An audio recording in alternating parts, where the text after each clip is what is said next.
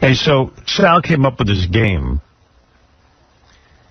The other day, you asked me a question on the air that I couldn't answer. Oh, I know what it was. You said to me, well, what's the phone number here? And I went, I don't know. Oh, yes.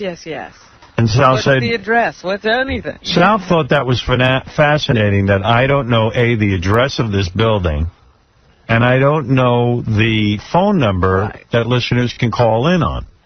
It's amazing. It is amazing, but I don't know. You've been here for over 15 years. But really, I don't know. How am I supposed to know the phone number? Nobody posts it. What is the phone number here? You mean to call in? Yeah. That's one of the questions. If a listener wants to call in, what number does he call? I was going to ask you. I'm going to ask you. Know the number? There have been so many, but I think it's 1-800-52-STERN. No, that's an old one. Yeah. 1-844-STERN? What is it? 1-800-44-STERN. But how would I know that? I never heard that before. Because this is your studio. How do you know that number? Because I work here. No. Wait, how do I know it? As a listener, how did you know? It's broadcasted all the time. Is it? They make an announcement? You make the announcement. Are you smoking crack? Right. When you have a contest or something, you'll announce the number. You've been asked that's what I'm talking about. This number for 10, But that's 12. a contest number. No. It's a number to call. It's anything. We had it a long time, and you used to say it all the time. You know what, Sal? It's unimportant to me. I don't put unimportant facts into my brain. Your toll-free number for fans to call you is all right, I didn't know that. Okay. All right, what are your other questions? It is important to you, then. I'd like to know. All right, here we go. Ask me some questions. What is the FM dial for this New York station? 90. Okay. I know that. All right, starting off easy, I guess. That's $100. Last week during the commercial break, you didn't know it. You said 93. No, I didn't. I was talking about our affiliate, 93. The scores man 923. Are you going to tell us you don't understand the show? Dude, I listen to the station. Okay, here we go. I'm a fan of the station. What is the main 212 number for our office? I don't know. The number to call if you were going to call me back in the office, which sometimes you do.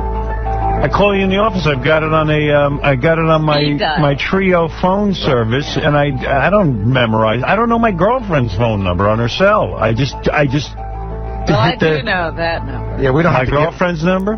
No, the number of the station. Well, he doesn't know it. Don't give it out. Well, why not? It's a number to our office. Because the phone rings for hours. And by the way, speaking of that, there's a guy who just called the FCC and he got hung up on. Hey, Joe, what's happening? What was that? Hey, how are you, Howard? Yeah, give us an update on that.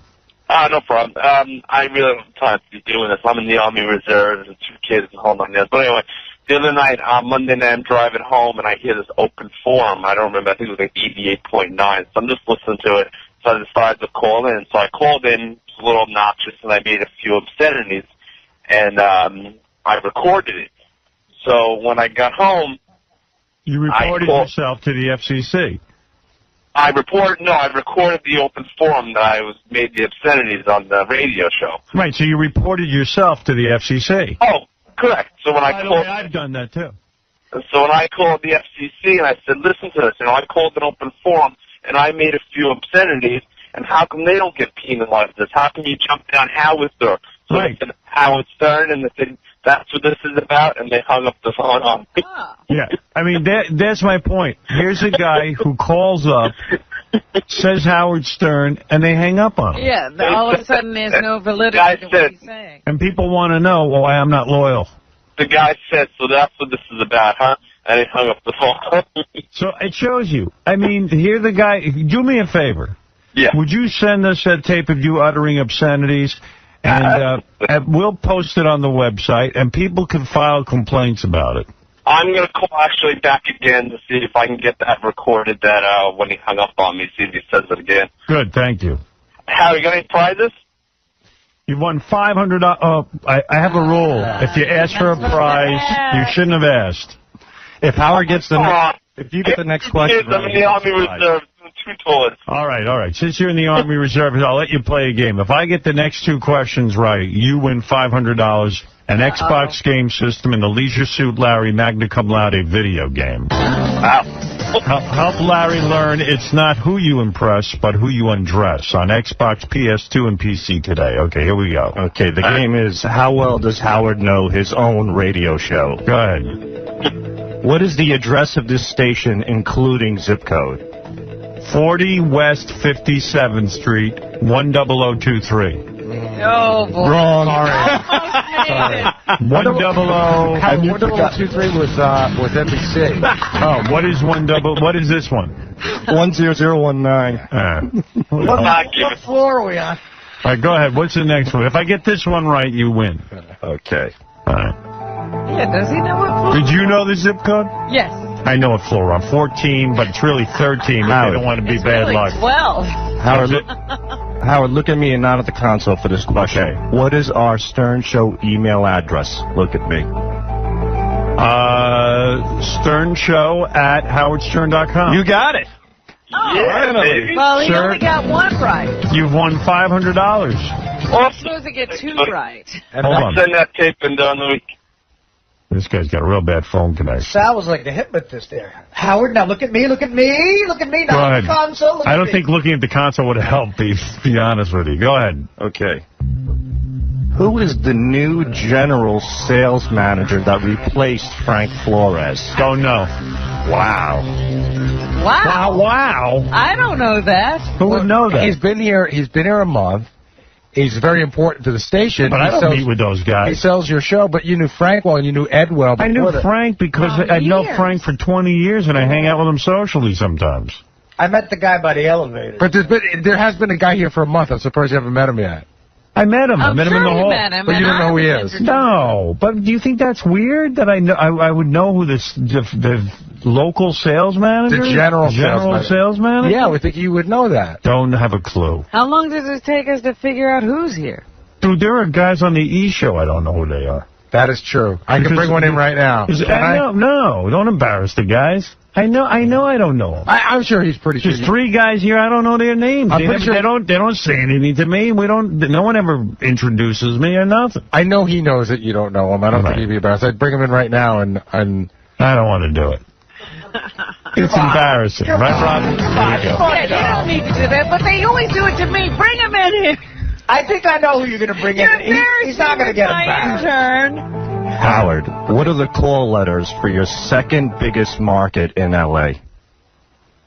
The call letters for the question's worded incorrectly. Okay. Your second biggest market in the Is country is LA. L.A. What are the That's the call call letters of yeah, that state? KLA. All right, very good. Of course I know that. And by the way, Alan Limewand is our new general sales manager. Alan Limewand? Limewand? Leinwand. Now we know again? why you didn't mean it. Mine want what? Spell that? Leinwand. Leinwald. No, it's Limewand. That's how you pronounce it. Limewand. And he was your sales manager at WJFK for like 10 years. How would I know that? We weren't there. Gary, you make that seem like you would know that. No, but I'm saying that Dude, we don't know the guys who work at W. It's an affiliate. We don't. I mean, when do we meet them?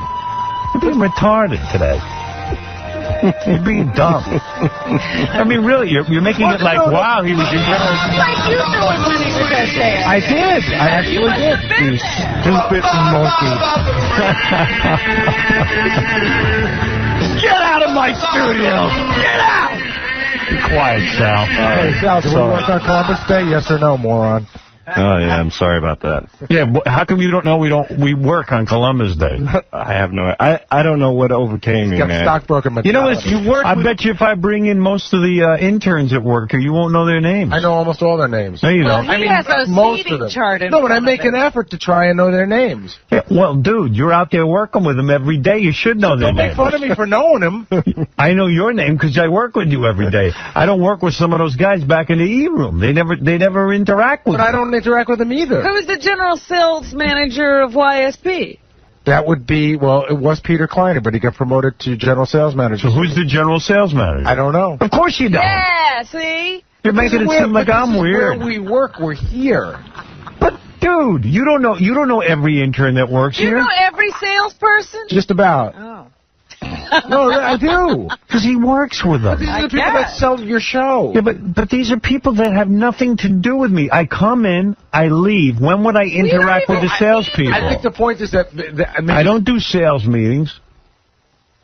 When do we see They might as well be on Mars. How would I know them? Yeah, they could be in a different building. I know Lisa, because she sings at some of the parties. Right. You know, I know Sam Ben Ruby because I know the guy for years. He's a sales guy. You know Roberto. I know Roberto. All right, let's talk about what's important. Because he's the one black guy. Howard. No, Roberto's not the He's black Spanish. guy. He looks black to me. Roberto,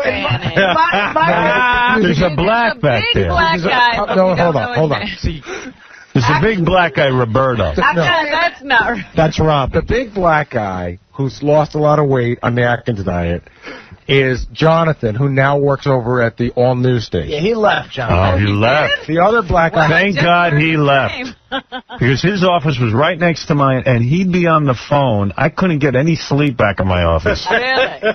I used to say to him, can you not go on speakerphone? Very verbose.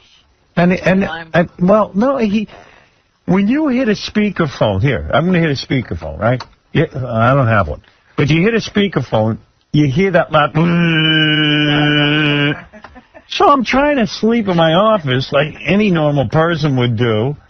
And through the wall you hear, There's nothing normal. no, so he's not, I'm making a joke, genius.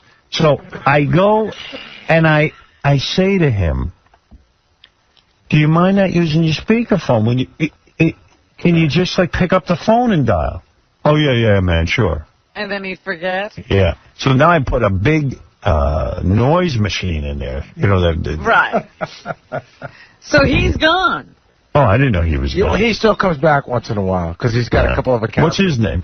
That was Jonathan Mason. No. But you're thinking Nice guy. There's another black guy, Donovan. Have you met Donovan? No.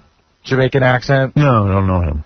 I mean, I don't There are even... people around here. I don't even know that they work here. No, yeah. there are a lot of new people. We have 2 interns outside who are pretty sure Gary doesn't know their name. Good, bring him in. Let Mr. Wise ask. Yeah, I may not, but I may. Of course. Actually, in my neighborhood, too, Roberto is black. Your name's Roberto, you're black. All right, Gary, what are these... First gentleman, what is your name? I mean, don't tell your name. Tell your name. Okay. I can tell you... I may not know the names, but I'm going to tell you a lot about them. No. Okay. No, Guy what is the guy on The the guy on the left? left is from Kentucky, and he lives in Brooklyn. What's his name? We want names. Seth. Are you Seth? No. Seth is another guy. Has your name ever been Seth? No. No. I know his name. I've only been here for 4 weeks, Gary. And So, Gary, why is it so... They have only been here for 4 weeks, you moron. Exactly, but I know their name, and I shouldn't All right, even know what's it. the other guy's name? I can't remember. This is the Italian guy. I just know him as the And Italian. what's his name? Something Del Vecchio. What's your name? Generoso. Generoso. That's my first name. And Seth, what's your name? Vincent. Close. Generoso. All right, so, you know, I mean, let's be honest. I'm not the only one who's a little bit out of it At least I here. know about them. Yeah. Dude, you work with them every day. When do I work with the interns? Actually, they're not in that. These are the 2 that are in the least often. Well, that's exactly what happens. When you really don't see people, you don't get to know And their also, names. Howard, you can't compare 2... Dude, hold on a I second. work in Let me this finish- room. let me No. finish the sentence. I work in this room for 4 hours, You can't compare 2 and then I leave. You can't compare 2 interns who have been here for 4 weeks to a guy who's been on the E-Crew for 5 years. As I said, the E-Crew guys, some of them, the Okay, newer I'm just There guys, are a You're trying to couple make that you never comparison. see. they never see them. They come in during the break and they do something quietly and they leave. In I don't 5 know. years, I guarantee I'll know their names. I'll tell you what, Howard. Here are questions about your staff that you do know. Let's see how well you know them. Your inner staff. Okay. Ready? What is Baba Booey's middle name? Gary Aloysius Delabate. I'm going to say Gary. Isn't Dell the middle name? It's got to be. I thought Del was his middle name. Del Abate. Let's see. Gary's middle name. I would have no idea. It's not Ree? Does anybody know it here? Like Gary? It's Gorilla. Freddie knows it. What is it, Fred? It's Patrick. Very good. Why Fred. is it Patrick? Do you know? What's that? You know why? That's what your mother said? Because I was I born thought it was a confirmation. 3 days before St. Patrick's Day. No, the confirmation name is Angelo. Dude, I got friends for 25 years. I wouldn't know their middle name. Wait, so this guy, he was born 3 days before St. Patrick's Day, so what does that make his birthday? I'm not even sure how to spell my middle name. What do you think of that? What's your middle name? Alan. My middle name is Alan, but I don't. You don't know which one it is? I think A-L-L-E-N or A-N? I think it's A-L-L-A-M, but I'm not even sure. I swear to God, I don't know. I don't know.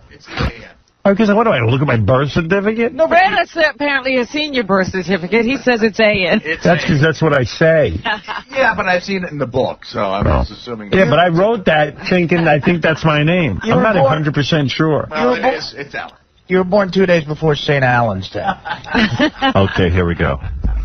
How old is Fred Norris? Fred is 48. Fred? 49. Look, that's so funny. I think that's pretty good. All right, whatever. Look at me, not the consul, look at me, only me. Look at the meatball parmesan. This is the amazing Sal, look at me now, look at me. Howard, look at me. Okay, here we go. When is Robin's birthday? Robin's birthday is August 9th. You know what's so funny? You're so bad. There's 2 people on this show. That's Fred. One's the 8th, and No, one's but let me give you my... Wait a second. Hold it. He's Hold it. July 9th. Transposed. And I'm what? August. If he's July 9th, I'm August. what? You're August. August what? No, let me say something. All of I August. don't know anybody's birthday. I have it in my book. I have Robin's, Fred's, Sal, I don't have yours, and that'll never happen. Gary's and Artie's. Artie just had a birthday this past week on the 11th. Thank you. But when Robin's birthday comes up in the month, I look at it. I mean, what are you talking about? It's August, though, right? Right, you got the right. You're August 11th. Dude, You're she going the throws wrong way. August. Forget what I throw him. How August? August 8th. It's July 9th, August 8th. Right. All right. Never mind when she throws me. I throw her, too. I like to throw You want me to throw out the window. Sal throw you. And Sal does have that. August what, Robin? August 8th. Will you leave me What did I say, 9th? You said 9th, but it's Yeah. July 9th All for right. Fred. August I was going to It was say, off by a day. Sal has that creepy magician's goatee. You're looking at me, only me. All right, more, Sal? You got more? I'm impressed with my knowledge so far. You haven't So am I. Everything's been wrong. The only thing you know... I think Gary the retard's got a better chance. What did you know so far? He knew Kate. 92.3. Address? You knew the No, you didn't. I didn't know the zip didn't code. know But that's... You can't get a letter without the zip code. 10019. Yeah. Go ahead. I knew the email address. That's true. Yeah, come on. I mean, this is silly. That's 3 things. You didn't even know the interns you work with. What town in New Jersey does Artie live in?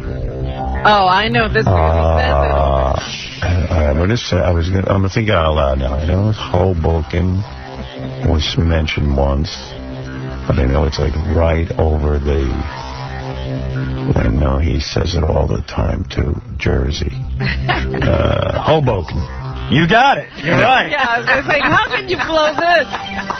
Finally. Thank you. That was a guess. I mean, an education. What do you mean a guess? It was a guess. I just wanted to make sure. Right now, he It's a said guess. he thought of it the way anybody else would think of Hear it. him thinking out loud. Yeah, I mean, God. It's a lot of pressure. Okay, here's an important question. It's embarrassing not to know things.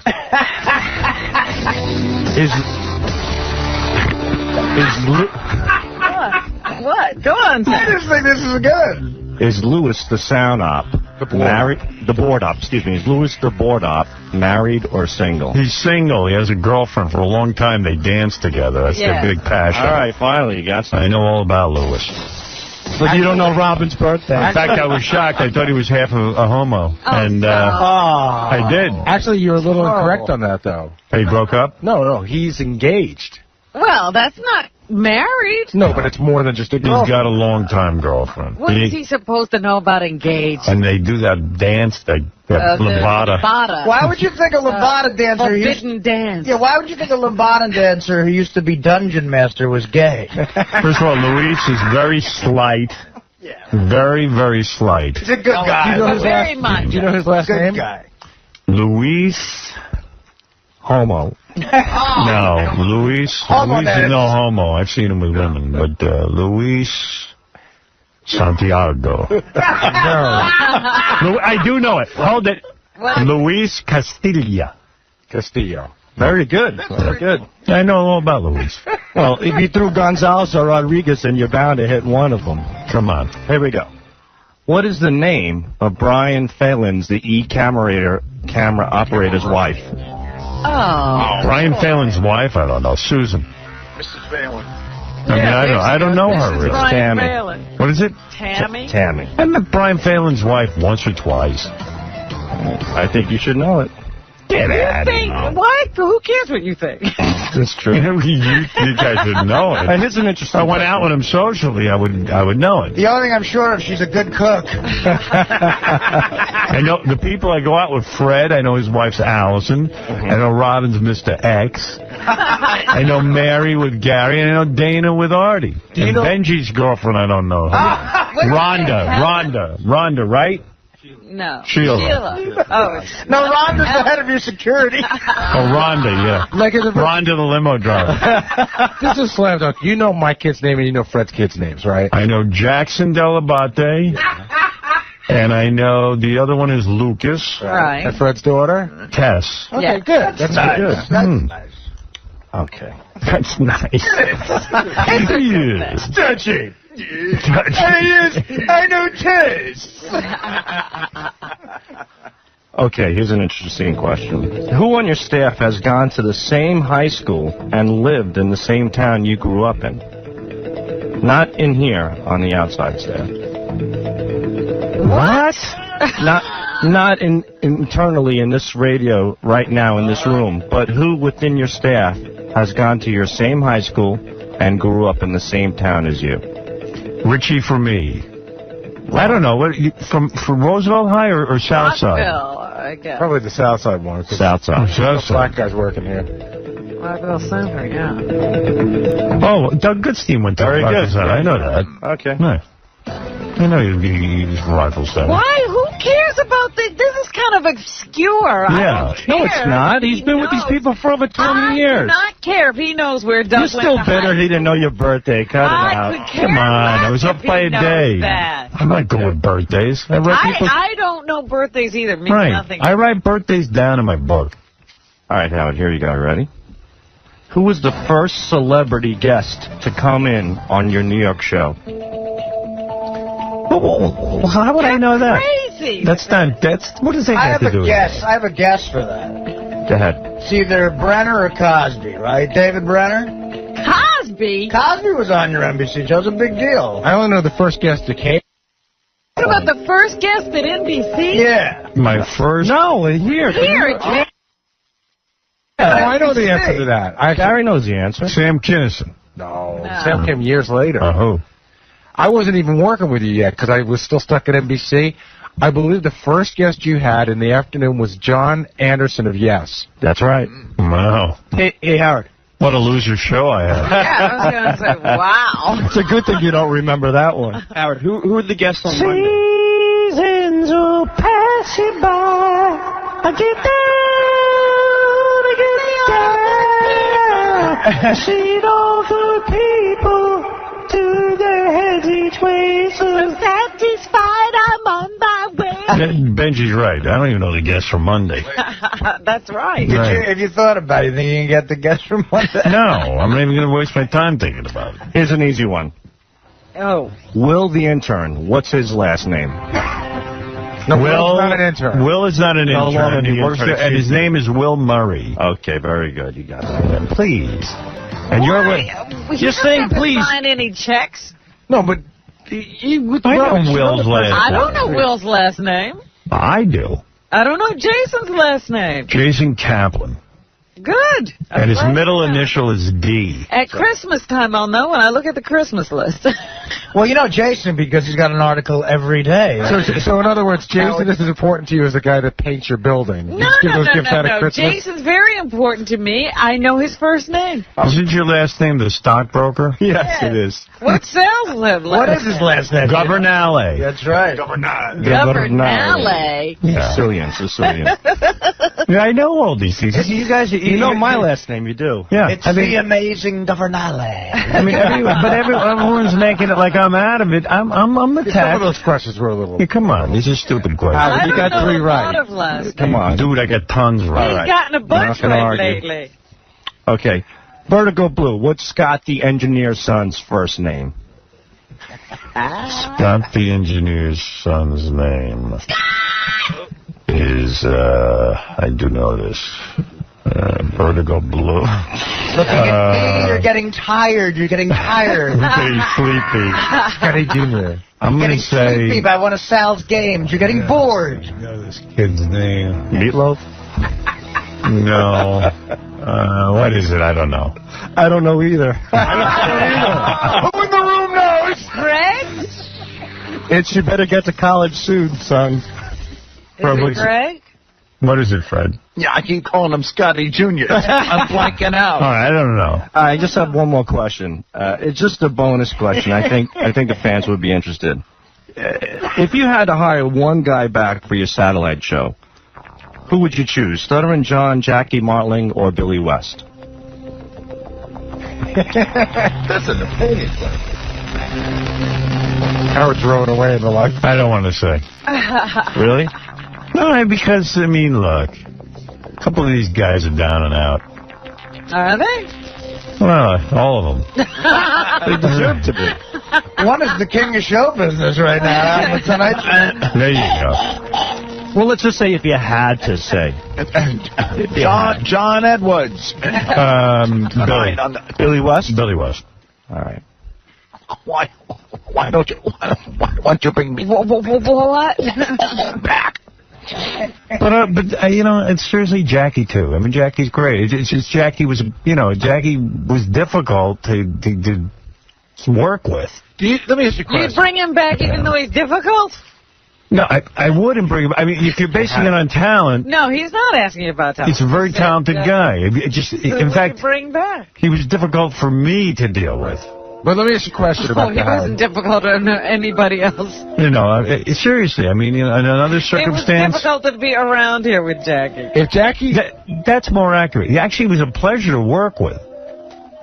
How did you just word it? He was difficult to be. It was difficult to be around here with Jackie. Yeah. I felt like he was just pissed He off made at me. everybody uncomfortable at You know- various times. Yeah, we were having that discussion today. When you mentioned that new thing you're going to go to do that we're not supposed to talk about, remember how we all came and congratulated you and everything when we went to break? You know, we were all talking about he'd have been in the corner, you know, with a Yeah, he wouldn't have calculator, said anything. all He would pissed have come off. here. Nobody told me! Howard, But if Jackie came back to you and he said, you know what, man, I learned my lesson, would you believe him? Hey, you know what? I don't know. You know, man, leave Jackie alone. He'd have to be wearing a great big cross. He'd have to have a whole conversion. You know what? Jackie's a real nice guy. I wish him well. I wish him well. Just joking around. Come back under these conditions. Yeah, right. I have to put my calculator with the personality. well, Howard, when you made the reference down and out, did you mean Jackie Martling? Because John's doing well and Billy's No, Jackie's doing good. Okay. In fact, I understand he's got all kind of products and everything out. He's doing better than all those guys. Your kidney's on top of the world. He's got the joke calculator for children. You know, how are you? I'm just calling to tell you I love you from Fort Lauderdale, and I'm so glad you're back on the air. Back on the air, Danielle. It's a miracle. I was in Miami for 10 years, and it has not been the same since you've been gone. I don't know how long it's going to last, but it's good to be back in Miami. Well, my boys at the Miami Heat called me this morning. They said Howard's back on the air, so I just want to tell you I love you, and hi, Robin. The Miami Heat called you? Yeah? What do you mean the Miami Heat? My friends that work there. What do they do there? Oh, he's the equipment manager. Your friend is the equipment manager for the Miami Heat. Yes, he is. You're a lucky woman. I used to work there. That's a hell of a gig. Your friend, We all loved you. your friend's gonna get a ring this year. I hope so. Yeah, he will. That's right. Even the equipment manager gets a ring. Oh, yeah. Shaq is coming. Yes, he is. The Shaq attack. It's not a guarantee. It's not a lock. I hope not, but come on.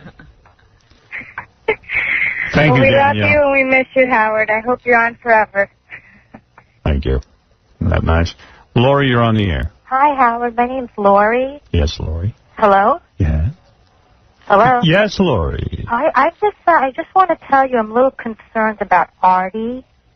I went to see him Friday night and at Stand Up New York, and he came on the stage drunk.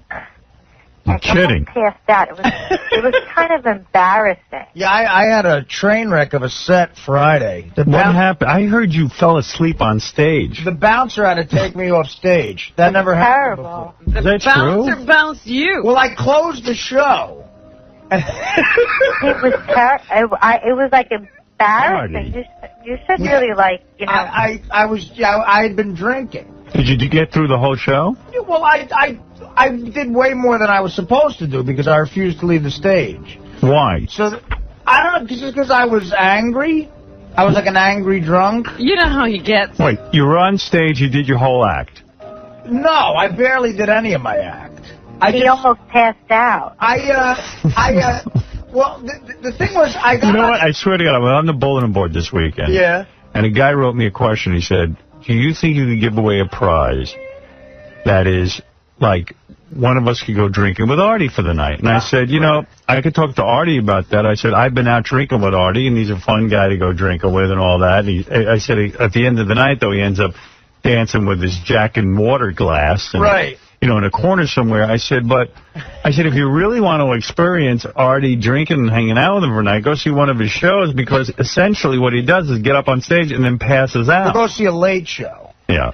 That's terrible. The earlier ones, I was like, well, what happened was I was drunk, so I got on stage, and I just kept, the last thing I remember is I kept pretending the microphone was and I was Jim McGreevey. Oh, dear. Well, there's some interesting material. No one was laughing? No, we kind of felt sorry. No, I started, and then after they didn't laugh at the oral thing, I got mad at the audience, which happens a lot. So I told them, I called one girl. I remember one girl laughed. One girl. And I called her an annoying C word. Let me ask you something. And then, Artie, wait a second. I ordered them not to laugh. But let me ask you something. Why abuse? Seriously, you got a great situation going here. Right. You have an audience that loves you from the radio show. Right. They're shelling out money to see. No, you. I wasn't there. They didn't come to see me. Who did they come to see? There wasn't a Casey. There was Casey was there. I just showed up. Oh, it wasn't your show. I would never do that to a paying audience. Oh, this was something extra. No, sorry. They had just seen. No, I thought it was one of your shows. They had just seen like 10 comedians, and I showed up drunk. Oh. No, that's not true. What? That's not true.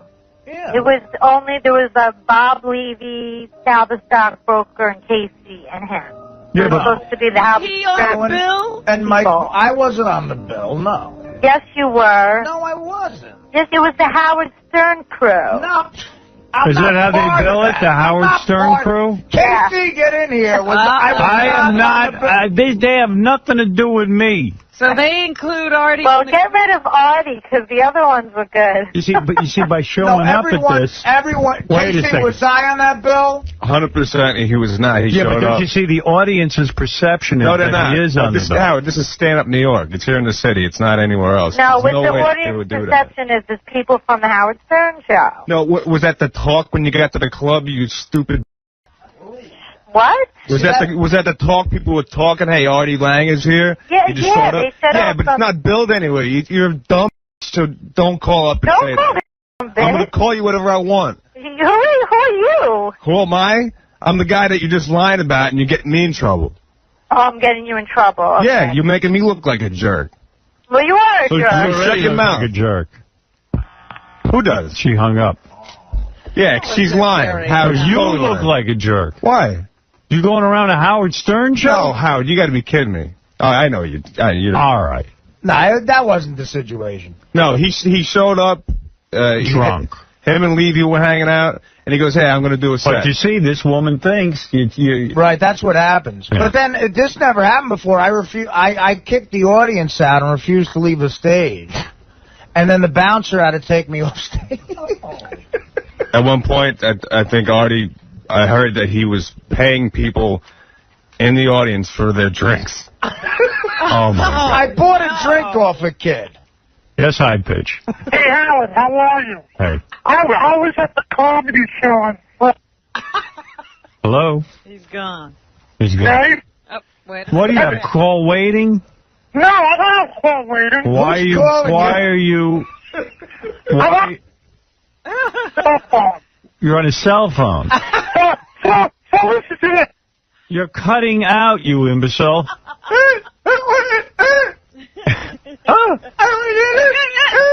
Hey. Hello? So, I walked into the club.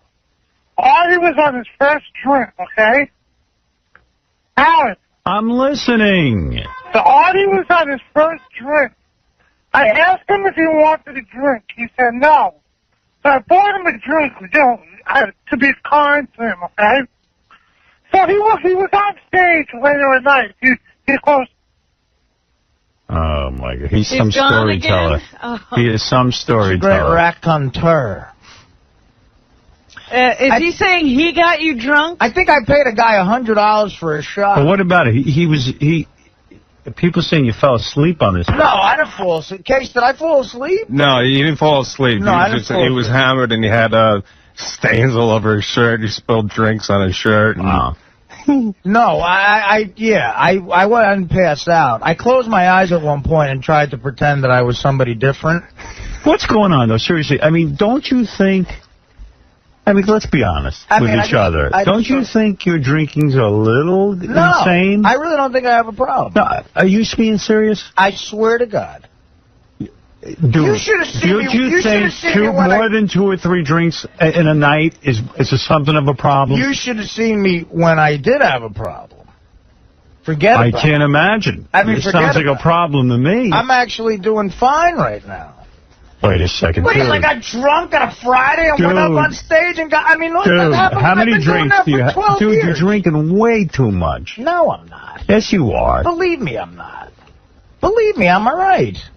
I mean, what am I going to do without drinking? Come on, you're going to take that away from I'm me? not saying, but 2 drinks, 3 drinks. I can't do that. I just don't drink. I just won't drink. Like, Well, then don't drink. It's ridiculous. You're drinking like 40 drinks or something. You're passing out in places. I just stopped caring about stuff.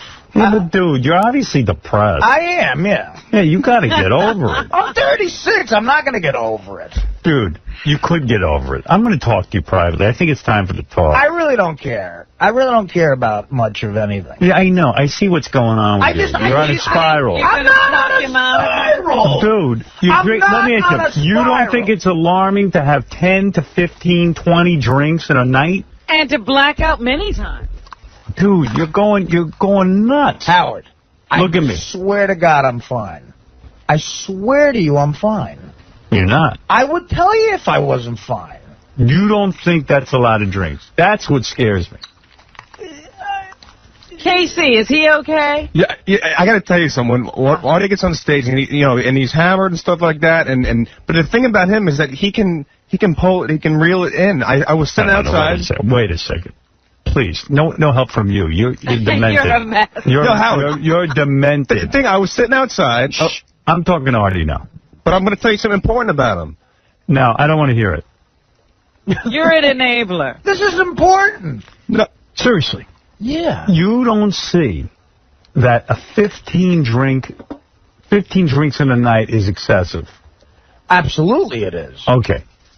So, my point is that the drinking is no longer about having a social situation. Right. It's now about getting so obliterated that you can't think straight.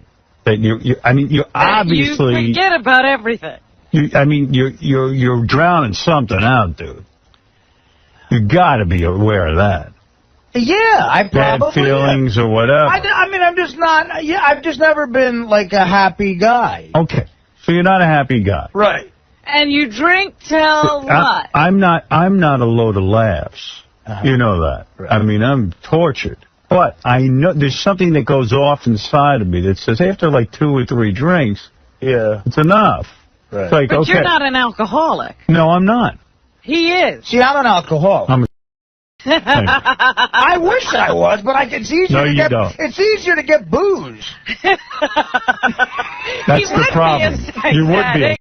Selling poontang at Stand Up New York for $5. No, but seriously, man, you don't think that, man, you got to do something. Listen, let me tell you, I got it together. I'm putting out a DVD. I put my stand-up on DVD. Okay. And well, you're a talented guy. I got. It's a set where I wasn't drunk until the end of the night. I thought it came out really good. I got. Once I do that, I can get off the road. See, I drink a lot on the road. I can't stand it. If this DVD. True. If this DVD Stand Up New York isn't on the road. Well, I was out already drinking, and I just showed up. Artie, you started drinking when we went over to Pam Anderson's hotel, and you drank the rest of the day. No, I just drank till noon, and then I had pizza. And I admit, it's kind of funny. It's part of your persona, but you're still funny anyway. It's not part of my persona. I'm never drunk in here. I've been drunk 4 times on the show. I've been here for 3 years. I can be funny here without being drunk. I don't think I have to be drunk to be funny. I just think it's too much drinking. Listen, He's not the guy. You're not reaching him at all because he has his defenses up. He's going to defend that booze against all comers. Well, it's the only thing. He loves it. It's the only thing Well, why can't it be? I don't have any hobbies. Let me ask you something. How about we go out and you pace yourself and you have 5 drinks? All right. 5. Right. Okay. Let's cut back to 5. No more than 5. And then what? And then you go home and you go to sleep. Life just sort of feels like I'm time until I die. I have nothing to, I have to go to work. Shame on you. I might as well just. Shame on you. I might as well just do this. What else am I going to do? Shame on you. Oh, come on. I'm serious. I just look at you. Everyone loves you. Everyone worships you. You got a great girlfriend. Worships me. You got a nice house. You got a great mom. What are you doing? You going to throw your whole life away? The girlfriend thing might be done. Oh. What? She finally had it with you? I think she finally had it with me. Oh, no. But look, she's the greatest person in the world. Are you banging that chick who called in the other day? No, I'm not banging anybody. I'm having Jack Daniels. That's my mistress. You and the girlfriend are over? Just about. It's in critical condition. But look, I'm just... What happened? I'm a scumbag, as you guys point out every day. Oh, stop. You're not a scumbag. Believe me, I could not do any better than Dana. She's the greatest person I ever met in my life. And so what's the problem? I'm a drunk. She said to you she won't be with you because you drink? That's part of it, sure. Oh, I admire her for that. Absolutely. No, she doesn't want to be a neighbor. You're going to give her up, not the drinking. That's the decision I've made so far. If you stopped drinking, you would, she would take you back? I don't think so at this point, no. Right. But there was a time when you could have. Yeah, look, I missed out on the best. She's the best chick I've ever met in my life. She's a school teacher. She's a nice Italian broad. She can cook. She's like... Artie, I liked her. You got to go back. I know. Everybody liked her. But it's just... I didn't like her. I could tell Howard had a problem with it. No. No, I like Dana a lot. We all love her, but this is the part. See, I was going to come in earlier, but I know it bums Artie out. Whenever we say, you drink too much, he gets very defensive. He's like, I got it under control. But you have this, you got to a point you say, hey, it's not affecting me, but you're losing somebody that you love, and there was certainly a point where... he doesn't love her. Well, I think he does. No, he doesn't. He's getting more fame now. I think he wants to go to Scores, get laid a little bit. That's not true. I think that's what's going on. Because if you loved her, you would give up the drinking. You really don't understand alcoholism at all. There you go. No. What percentage? First of all, my fame and career are going to be over after this conversation. You keep saying that. Do you realize all the people that are listening who potentially could hire me right now? They'll hire you anyway. You know Artie, you say that every time you go out and do something. When's the last time I was in a movie? Wait. Can you talk to me for a second? Right. I mean, you can point to the fact that I in movies, but... Wait a second, look at me. Yeah.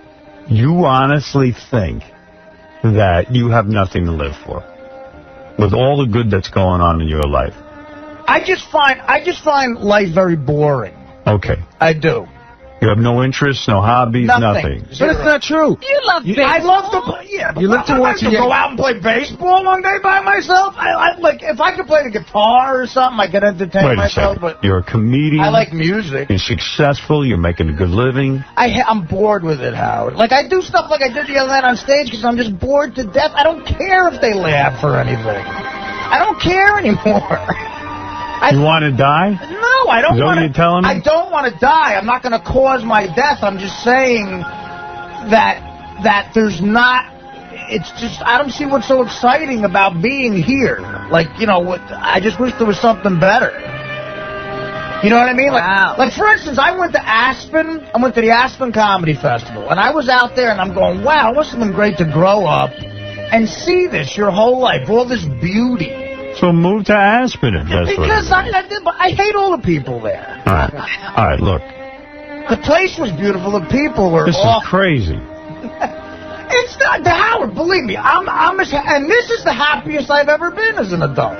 What makes you unhappy, do you think? I don't know. I don't know. Would you consider going into therapy? No, I tried that. No, who'd you go to? Would you go once a week? I went to a guy in L.A. Once a week? I went to group therapy. No. Would you want me to get you the name of a therapist? No. Listen to me. Look at me. No, I don't Listen to me. I was in a bad place. I got some help. How? Maybe I'm enjoying life more. I enjoy life. No, you don't. Howard, you should have seen me the 2 years I was on Mad TV, I was like, people thought I was walking person. Like the fact that I remembered lines and did sketches is like, it proves to me there's some sort of God, because someone held my hand. But just because you're not as bad as you were then doesn't mean you're healthy. I think I am. He doesn't want to give up booze that much. He'd rather not be. I'm not saying give up booze. I'm not saying give up booze. I'm saying go to therapy. I see people who like Scott DePace gets so much joy out of golf, and he's like, "I come golfing." I'm like, I can't. You get joy out of food. Wait a second. Hold it a second. So how long am I going to do that for? Wait. You love food. Right. You love drinking. Yeah. You love strippers. Yeah. You love gambling. Which involves watching tons of sports. I love Dana. You love Dana. You hate dogs. But I'm not good at long-term. What do you, Scott? What do you think? I'm joking here? You think you're a comedian now? No, what I wanted to say actually is I eat lunch with Artie probably twice a week, and he's always talking like this, and it really. Listen, I know. I've heard things. Listen to me. Here's the thing. I have a problem with long-term commitments on any level. I'm telling you, this is where a shrink might help me. I can remember being in the 2nd grade and literally sitting there going, God, in 4 years, I'll only be in the 6th grade. This is going to take forever. Right. I don't want to. And then when I get a job, like at Mad TV, I was there for 2 years, and I really think I made myself get arrested because I didn't feel like doing 5 years there. I was like, I'm done with this. I can't do it anymore. Okay. And then, like, this job will end bad. I swear to God, I will leave here. You will all hate my guts for some reason. What are you talking about? Because I am just not that. I just get like. Why would it end badly? When I was working as a longshoreman, there were guys. I got that job. We were 22 years old, and I remember loading a truck next to a kid, an orange juice ship. Great kid. And he was like, dude, man, this is the job. We're going to be here for the next 40 years. We're going to get a pension. And I wanted to jump in the North Bay. Well, that's a little different. That's understandable. But why do you think you have to give up this job? And why does it have to end badly? Not give it up. It's just that, like, my only motivation has become money now. Like I just... Like, well, that's a good motivation. Why not? Nobody comes here for free. My motivation for coming here is monetary. Part of it. Right, but when I first started, I didn't even care about money. I just wanted to get laughs and be funny, and, like, there's people I idolize, like you and Sam Kinison and you know, other, like... And you think you've lost that? And I think I lost all of that. I don't care anymore. You don't enjoy it anymore. Yeah. That's hard. And because it's the only thing I had. I think you're kidding yourself. I think it matters to you too much. That's why you're drinking. Maybe it does. Of course it does. You still want to be funny, and you still want to be looked at. I can't bear to see myself in a movie or on TV. Like, they play a lot of my old Mad TVs on Comedy Central, and my movies are always Well, you're very sensitive. That's all. When I see it, I'm like, oh, I'm grotesque. I can't even look at But you don't even look like that anymore. You're a thinner guy than that guy. No, but there's stuff on where I'm thin, too. I've done a lot of crap. Look at my face. Come here, I've look done at me. a lot of crap. Wait a second. Let's be serious. Look at me. Look at... You're handsomer than I am. No, but what is that saying? I'm saying, and I'm functioning. You're working with. I'm functioning. Howard, I don't want to sound... Look at this face. I'm functioning too. How am I not functioning? You're not enjoying life. I've been here for 3 years. How many times have I been late? I've never missed a gig. I've never missed a gig. But your drinking is excessive, and you're not seeing it. And it's getting worse. I made more money last year than I ever made in my life. I'm going to make more this year than I ever made. Why not be good to yourself? Live a little. What am I going to do? How am I going to relax if I don't drink? You don't feel good when you wake up the next day. Your body's sick. Howard, I'm trying. Hobby am I going to get at 30? I tried to get Artie twice now to go out and play golf and to go play tennis and all this stuff, and he just... I don't want to play golf. Listen, what we're going to do is... What do you do? What are your hobbies? All right, here you go. You ready? You want to see what makes... You got to understand something. You grill? I can't grill. No, you want to know what makes me happy? What? Let him talk, Artie. I had a great day yesterday. It was great. So did I. Okay, now you want to hear what was great about? Okay, good. You wouldn't have heard me talk like this 5 years ago, but I've been in therapy. Right. You're not willing to commit to Because you're therapy. afraid you're going to have to give up something. Yeah, you don't have to give up anything, but listen to this. I woke up, and a buddy of mine came over. Woke up next to Beth. Not bad, right? That's hot. Yeah. Nice chick. So far, it's got my day beat. All right. Well, you had Dana in bed with you. No, I didn't. Not in a while. Well, not now. Yeah. Yeah, you blew that. You blew that. I did blow that. Right. It's one of many things I've done. We'll get you another girl. Don't worry about this. Plenty more with us. I don't need another girl. No. We got one coming up. Tree, another one will fall out. Jenny Jameson will be here tomorrow. Before you go into your day, there's a question I've dying to ask. I know I'll never get another opportunity. How much did Vegas have to do with you and Dana breaking up? It wasn't a great thing. It was I mean, look, how much more can a person take of that? I mean, I'm her boyfriend. That videotape is like... Marie, you're on the air. Go ahead. Hi, Howard. This is the most horrifying show I've ever listened to. I'm heartbroken, and I'm making a plea to Dana to please hang in with him. Artie, please go back to AA. I'm fine. Listen, well, how come I'm not doing coke if I just don't care? I make a conscious effort not to do coke. Howard, you do realize that he's going to have to get to the lowest possible point that he can go before... Sweetheart, I have been lower. I was in L.A. County jail. I know. I've been lower than you could possibly imagine. That's the crazy thing. This is the happiest time of my adult existence. But you're saying that now, but 5 minutes ago you just said you have nothing to lose. That's what I'm saying. You got a great thing going in life. You got a nice setup. And now you just change your whole tune. This is as happy as it gets, maybe. Maybe this is it. He keeps wanting it to be more. Please. You're such a talented comedian. I'm not that talented. No, you are. You are that talented. I've seen you. You think I'm a talent, right? I know talent. I'm on the show because I'm a loser. I tell stories. No, Artie. I watched you the whole time you were on Matt TV. I've listened to you on the show. I have seen you do stand-up live. You are ridiculously talented and talking one-on-one. Listen, wait a second. When you don't feel good about life, when you don't feel, listen, I've been in the same place as you. Let me tell you who AA helps. It helps weak-minded, strong people. Okay, good. And I am a smart weakling. All right, so you're above AA. So the thing is, they talking bumper stickers. Fine. Listen to me. You're too smart for AA, okay? You're a smart guy. I don't think I'm too smart for it. I just think yes, you do. You know, look. Listen, you go from... There are other kinds of things you can do. Yeah. I was down, and I never thought I'd be happy. I'm not saying I'm Mr. Joyful. Right. But I do now wake up happier. And I attribute a lot of that to therapy. Now, I tell you what, because you start to appreciate little things. I can now appreciate other people, the help they give me.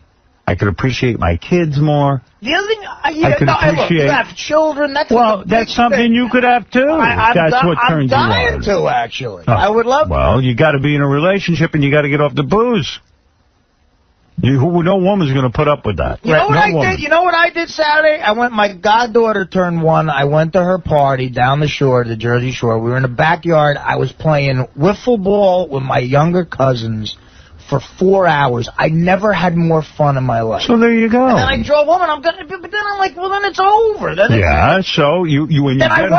I went home. Dana's not around. I went home. I got a bottle and a pizza, and I watched The Big Lebowski like 3 times, which is one of my favorite movies. Well, that's great, though. But I said, how much fun is that? It's a lot of fun, but how is that living? I'm not even outside talking to anybody. Wait a second. So you're chilling out? Why is that not great? That, to me, would be a great day. You know what the funny thing is? I can't wait till you don't like. You know what it is? You don't like being alone, and you're not willing to admit that because you think that's a weakness. You think that's gay. Oh, geez, I don't like being alone. I don't think it's gay. Don't believe me. So you got to now find someone, whether it's Dana or someone else, and maybe you got to find something inside of you. The other thing is, because when he has somebody, then he chases them away. I think I take joy in my depression, too, because not that I'm like a great joke writer, but the greatest stand-up jokes, in my opinion, that I ever wrote come from pain and darkness and self-deprecation. Get past that, too. You had enough self-deprecation and pain for your whole life. You still got it. Believe me. You're always going to be going anywhere. But when you go home, you should be able to enjoy your life. Now, you need a... I'm going to give you the... Look at me. Listen to me. I'm going to get you to name a psychiatrist. I don't want to go. And you got to go. I don't want You got to go. I'm You got to do it. You got to do it. Do it for yourself. You want to be happy, or are you going to just BS everyone? I'm telling you, I'm as happy as I'm going to be. That's not true. You could be happier. That's as happy as you can get without help, Artie. You're not. Listen, you're sitting at home by yourself anyway. So go to the therapist. What else you got to do? What's he going to tell me that's going to make me He's so not happy? going to tell you anything. You're going to start to feel things. He's going to let you tell him. You're going to explore yourself and figure out why this is happening. If you didn't have kids, would you have gone to a shrink? Absolutely. Really? Yep. Listen, I was against going to a shrink for my whole life. And when Allison, my ex-wife, went to a psychiatrist, and she went to therapy because she had to. She's a psychotherapist. Right. So when she did, and I saw the changes in her, I said, I need to do this too.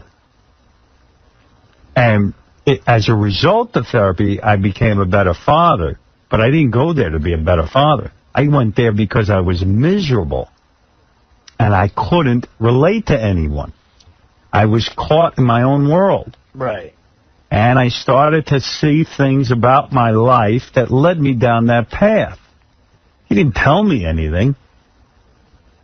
So if you're really honest that you don't like your life, if you went to a therapist, you would end up, if you went to a good one, they got a lot of quacks out there. Yeah. Let me get a name for you. I'm telling you, I trust my guy.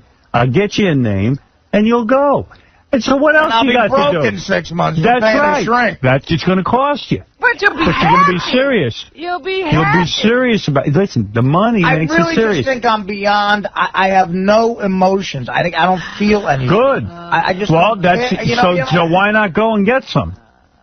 I was in the same place. I don't experience any joy. By the way, you are not without emotion. You have a lot of emotion. Right. You just don't want to look at it. You don't want to feel. That's why you're drowning your You're a feelings. hypersensitive guy. Uh-huh. You are. I've always said that most alcoholics and addicts really are in pain because they're so sensitive.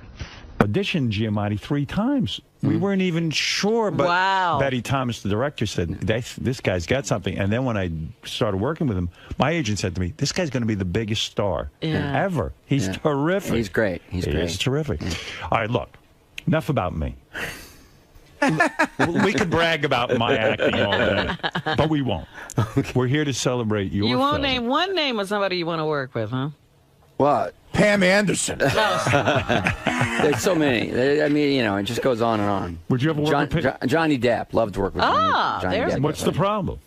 I just haven't found a script. I mean, you know, Jack Nicholson. Loved to work with Jack Nicholson. Meryl Streep. What Great. about this Paris Hilton? No interest No in interest her? in Paris I haven't seen the range yet in her performances that would... Aren't you annoyed of those kinds of celebrities now, these reality star celebrities that have apparently no time? Doesn't that bother you? It's the antithesis of him, in a way. You know, it's like the direct opposite. People are very entertained by those shows and those people. You know? That's fair enough. Those people. Have you produced any of those shows? You don't have No, any. our TV company hasn't gotten, you know, but I think if we could think of a good one, we Ron, good news. I'm on Paris Hilton's Twitter. She wants to work with you. Let me see that. I love the beautiful brain. See Angels and Demons. That's what. Listen, Ron doesn't really care about any other of this. Quite frankly, he thinks this was a disastrous interview because we didn't spend 99% of the But time. you do keep mentioning Angels and Demons. Angels and Demons is a real story. In other words, told by a real filmmaker. And Ron needs you to go see this.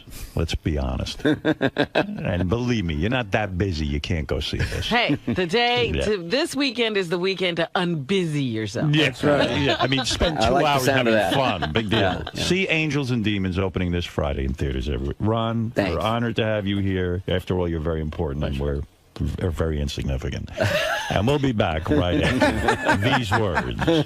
Ron, Hi. how'd it go, man? That was fun. The studio's great, and you know, you do stuff on the Howard Show that you don't do anywhere else. Now, Howard was a little concerned that you've only had sex with one woman. He was a little bit thrown by that, I think, but not me. This is the best of the wrap-up show. A recap and behind-the-scenes look with John High and Gary Dell'Abate. The best of the wrap-up show begins now. Hey, it's Gary Dell'Abate, Baba Booey. On Monday's wrap-up show, we discussed Ben Stiller as a guest, what a great guest he is, how he always comes in, he's an A-lister who loves the show, and he's pretty open about his life, and he tells us everything that's going on. We dig him. Check it out.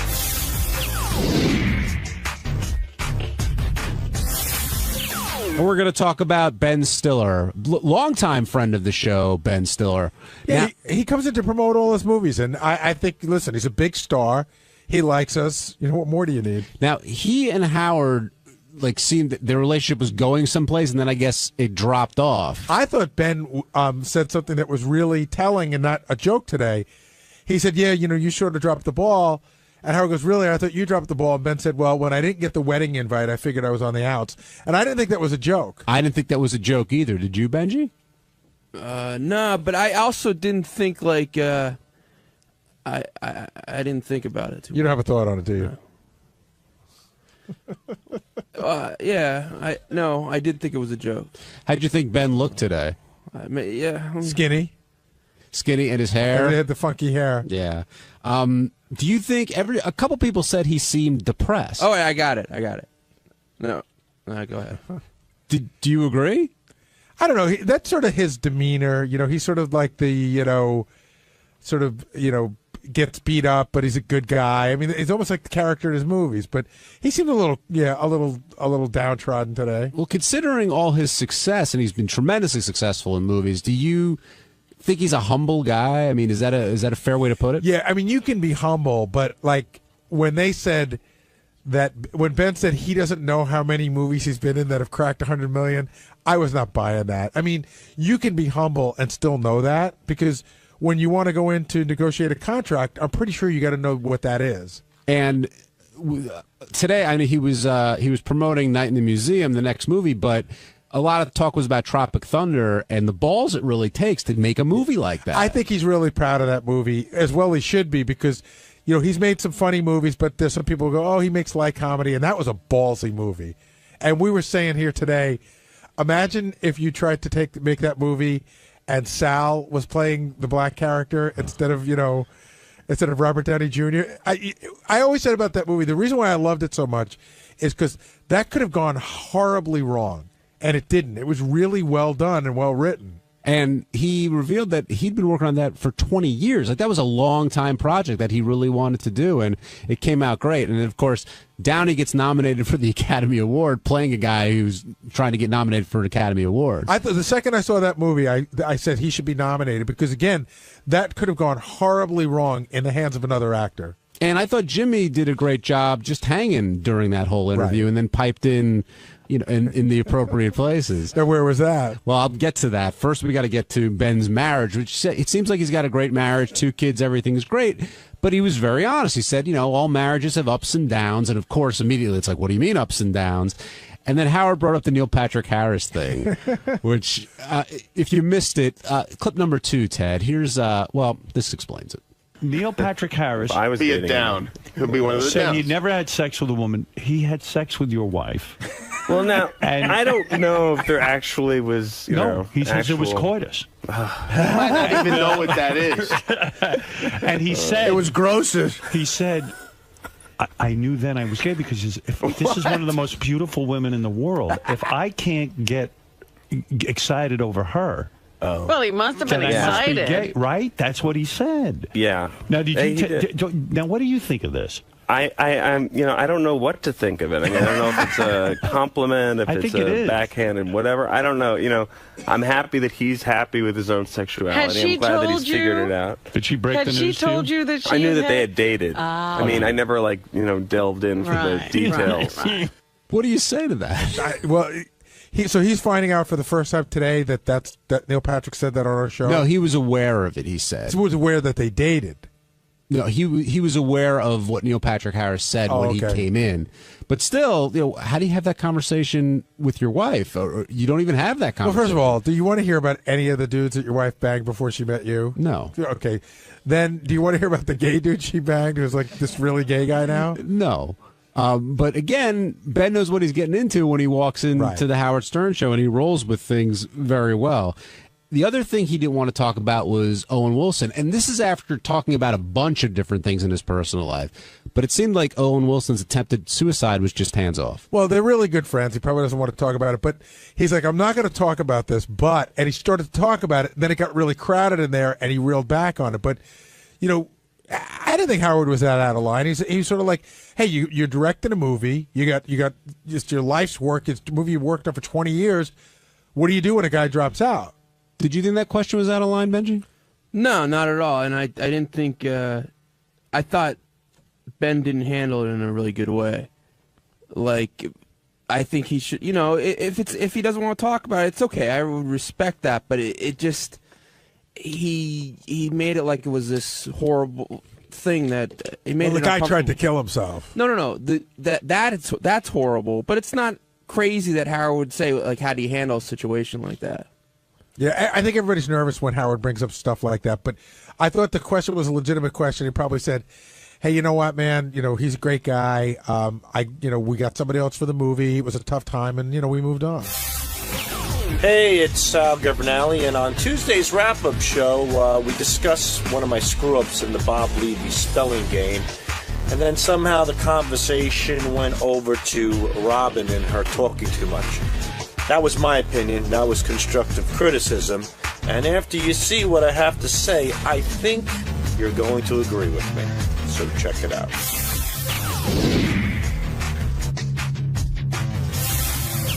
Sal, I'm glad you came down here. I see your stuff in your face. I'll give you a second. But I know you apologized for the misspelling and you blamed Google and Gary and Robin and everything else, but ultimately you took responsibility for your mistake. No, in an argument where one's right and one's wrong and it's Sal and Google, I think one is Sal, who was trapped in a pizzeria as a kid. Hostage. Hostage. And the other one is a company that recruits Harvard and Yale kids. So I don't know, Sal. It's I think a bad you summed matchup. up. I think you summed it up right there. But Sal, you did Artie. the greatest prank ever, you and Richard. It was vintage, you guys, Oh, and then thank you you, fuck Art. up 10 minutes later. So explain the fuck up. We don't care about the podcast. Exactly.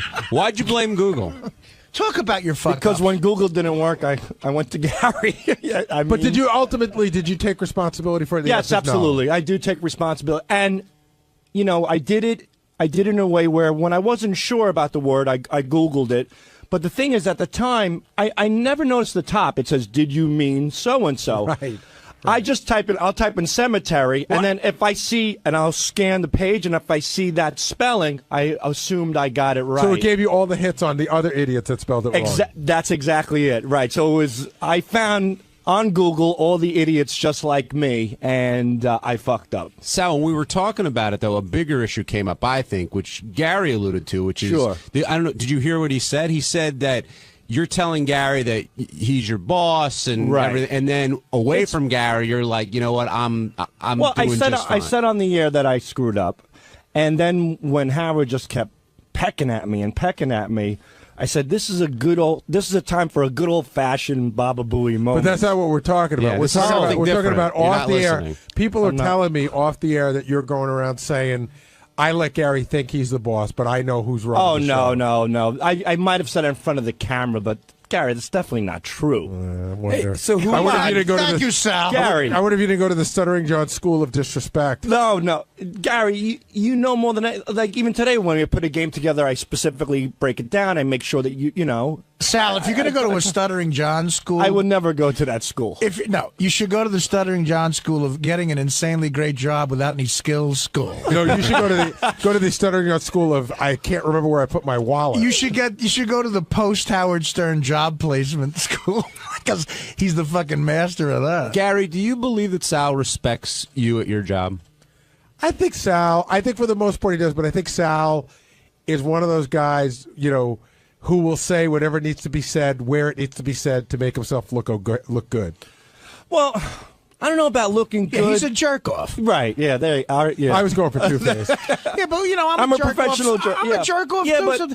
but- Sal, just say you're being a jerk off when you fuck with yeah, Gary like that. I agree. And you know what? It's funny. I wanted to bring something up about Stuttering John. In the beginning, I liked what Stuttering John did, but it came to a point where it wasn't funny anymore. It was just browbeating. It got a little. Are you talking about me or anybody? I'm talking about Stuttering John. With anybody? With you. Oh. But with no. Look who's talking. I know. No, The but I fucking think guy who built the wall of teeth in Times Square. And I loved what John did and stuff to certain degrees, but I felt like it just wasn't funny anymore. It just was like it was mean-spirited. And believe it or not, I'm trying to pull away from that. Today, it's been a while since I broke Gary's balls, but when you have like Howard looking at you, I feel like a third grader in the principal's office. It's rough getting yelled at by Howard but because sometimes it's impossible to win an argument because he's a good grasping arguer. for straws, and sometimes you just got to own up to it. And I did, but I'm grasping for straws, and he's giving me that look. It's like the fucking, it's like the Wizard of Oz looking down here with the flames coming up and everything, Sal, and I'm shivering like the lion, and all of a sudden I'm just like, where do I go? Oh, okay, Baba Booey. Sal, do you? He's my saving grace. Hold on, sometimes. Deflection. Do you right. understand why Howard was so embarrassed yes, and because upset? I made him look like an ass, and you don't make Howard look like an ass on the show. I mean, I screwed up. The guy is running a show. He's doing the best he can. He can't stop and think, and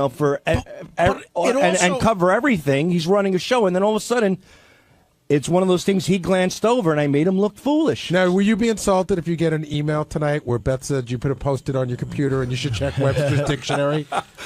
No, I won't be. But another reason he was mad, Sal, But that was funny. From a comedy point of view, was it ruined the bit. Right. It ruins the bit Sure. if we can't spell too, I- although Levy spelt existence EXF, I think. But, I mean, so he looked really bad, but we look stupid too, so the bit is destroyed. Well, we're one big happy stupid family. I was stupid. No, we're yes. not. And the first thing we have stupid cousins. And the first thing Cousin Sal. The first thing you said when you walked in there was, "I know I'm stupid. I know you just." Do you feel like Howard just wanted to go down that road? Yes, I wanted to kind of like cover my tracks by saying what he would say, so he would get it out of the way. How did you know? How did you know what he was going to say? Well, after a while working here, you kind of get the impression of what's going to happen. You kind of get a feeling of what he's going to say, and I knew what he was going to say as soon as he saw that, or whatever the fuck it is, and he called Gary, and Gary said, I knew. I mean, my heart just sunk. And I said, here it comes. Here comes the beating. It's been a while. And I walked in. It's actually only been a few days. And it was like going to Bogey Land, like from March of the Wooden Soldiers. And I walk in there, and then sure enough, he just... Sal with a great Laurel and Hardy reference. Yeah, I was a big Laurel and Hardy fan. And you smacked Robin a couple of times, too. It is like going to Bogey Land, though. It is like once in a while. Buster Keaton and Seven Brides. It's like Harold Lloyd hanging off the clock. With Robin, look, I like Robin. I'm not going to be one of those guys. I love Robin, but I like Robin, but she's got to know her place sometimes. I mean, what is her place? Well, yeah, what do you know mean what by I mean? Well, there's a pilot and there's a co-pilot. Back of the bus, Sal? Is that what you're saying? No. That's a long time ago. But what is it? You mean, in other words, Not Howard's a long pilot? enough, Sal. Howard's the pilot. She's got to sort of pipe down. In certain cases, But like what? Like a case like where Howard's browbeating you? Right. No, there's a time to speak. There's a time not to speak. Are you saying Robin's interrupting a lot? I'm surprised the bottom of Robin's sneakers are not on Howard's tongue. She steps on him so fucking much sometimes. I agree. She have track mark. I'm surprised she don't have the track marks all over his fucking face from her Reeboks, because she sometimes just keeps interjecting. It's like, hey, you're going to fucking spew your garbage at 10 o'clock for 45 minutes. Get it all out then. Hold back a little bit. You're calling the news garbage? No, That's I'm spewing? just a figure of speech. Spew her stuff or whatever. I feel like we're all like cannibalizing each other now. Like we're all like this. Well, we're not. But like we're all like, he's yelling, Artie's talking too much. He's yelling, Robin's talking too much. I feel like come on, we used to be a family. What happened? I'm trying to. This is family, Do Gary. you mean we're all eating each other? It's a dysfunctional Yeah, I know, family. but I feel like we're tearing each other down. I know. Well, But listen, even Artie agrees, It like- is weird, Garrett. Lately, there's been negativity on the Howard Stern show. I can't believe. No, I mean, Robin. So wait, you said at 10 o'clock Robin should do her thing. So from 6 till 10, do you think she should just sit there? No, Knowing that she's got the last hour? No, but she should know her place. Like she's like the number 9 hitter. To me lately. I mean, if I love Robin, I'll give her constructive criticism right now. I thought you said. All right. Well, You want me to tell the truth? No. You didn't. I love Robin. This said is not a diss. This is not negativity. Let's hear what he has to say. What do you have to say? Hold on. I admire Robin. I look up to Robin. I pinch myself every day that I'm working with a great person on the Howard Stern show. You look up to Robin because she's taller than you. But if I may give her some constructive criticism, like she would for me, somebody you care about. Okay. What is your constructive criticism? Slow down on chiming in. Slow it down, Robin. Slow it the fuck down. When there's a guest on and Howard's mid-sentence in the question and she chimes in and she just demolishes that question with something from left field, sometimes it makes my hands crunch into a fist. Just take it easy on chiming in so much. Think about what you want to say. Think if it's that important to interrupt Howard Stern when you say it, and then take the approach, whether you're going to do it or not. She has a tendency sometimes to get real. She's become a pig on the mic. The micro, like a hog, hogging it up. Just take it easy. Don't be so piggish on the mic. When did you start? Slow it down. When did you start feeling this way? Geez, 1982? No. I would say, recently, about 7 months ago, somebody sent in an email, and Howard read it, that Robin is chiming in a lot. She's not chiming in. She's stepping on Howard a lot. And Howard read it, and I remember that week she really piped down a lot. And you know what? She was brilliant, and I loved her, and I still love her. But she's got to know her role. You can't have too much of everything. You're going to turn people off. Slow it down, Robin. Just slow it down a little. And I mean that from the bottom of my heart in a kind manner. Just take it easy. So let me ask you a question. The 28 years or 28 or 29 years of chemistry that Howard and Robin have together, you're saying that she's veering off from that? I think she's really good at what she does, but I think she's becoming so confident that she's Robin Stern. You're Robin Quivers. You're the sidekick. You're the co-pilot. Wait for the pilot to make the move, and then listen to him and know your role. Know your place. You know what I mean? Hi, this is Fred Norris of the Howard Stern Show. Guess what? On the wrap-up show for Wednesday, we had a very exciting talk about Jesse James, the outlaw bike builder. We spoke about what a great guy he was. We spoke about how he was willing to build Howard a custom-made chopper, which could run up to $100,000 in cost. We talked about, this is almost as long as the wrap-up show. Why don't you just watch it instead?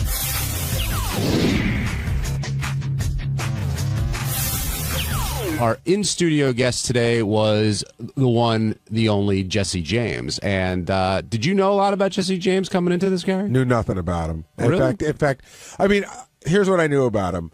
That he used to be married to Janine, that he had something to do with motorcycles. I wasn't sure what. And that he's married to Sandra Bullock. But my first hint that he was more than just a guest came when our very own program director, Tim, came in and said that was his hero. He said that, he goes, "You're my hero." And I didn't understand exactly what he meant. And now as everyone called in, I realized, like, if you're into motorcycles, he's the guy. Well, it's not only that, Gary.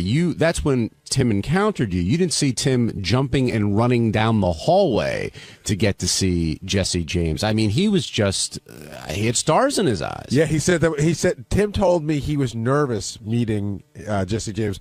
And I was a bit of a dick. I felt really bad. He goes, "Jesse, I just got to tell you, you're my hero. You're unbelievable. I think the world of you." And I go, "That's so funny," because that's what he said to Arlen Specter last week. Because it's true. He likes Arlen Specter, too. Now, does Jesse James come off as a badass at all? No. I mean, I didn't know much about him, but he's got a really good vibe. He just seems like a good guy. He's like sort of, I read the notes on him, and I see he's been through some crazy shit, but, he doesn't look like he's going to kick your ass, except for all the tattoos going up and down both arms. But he seems like a sort of a gentle guy, and I don't know. I thought he came across as really nice. And Tim wasn't the only one who was excited. Fred was happy about it, and I think Fred's going to drop by. But Robin was also very excited to meet Jesse James. Is that the titties were out for him? Is that what the deal was? That's the rumor that was going around. I don't know if there's any truth to that. The truth is the titties were out. Whether for him or not, I don't know. Right, that may not have been the reason. But had you seen him at all on Celebrity Apprentice? No, in fact, I only heard a couple of clips. I heard one clip that JD had pulled for when Dennis Rodman was here, where Dennis Rodman went off on him. So, in fact, I thought I knew what he looked like, and I was completely wrong. I don't know why. I thought he was Ricky Rackman. You know what I mean? Like, that's the vision I had in my head. Jesse James, I don't know, all those West Coast guys that were married to porn stars.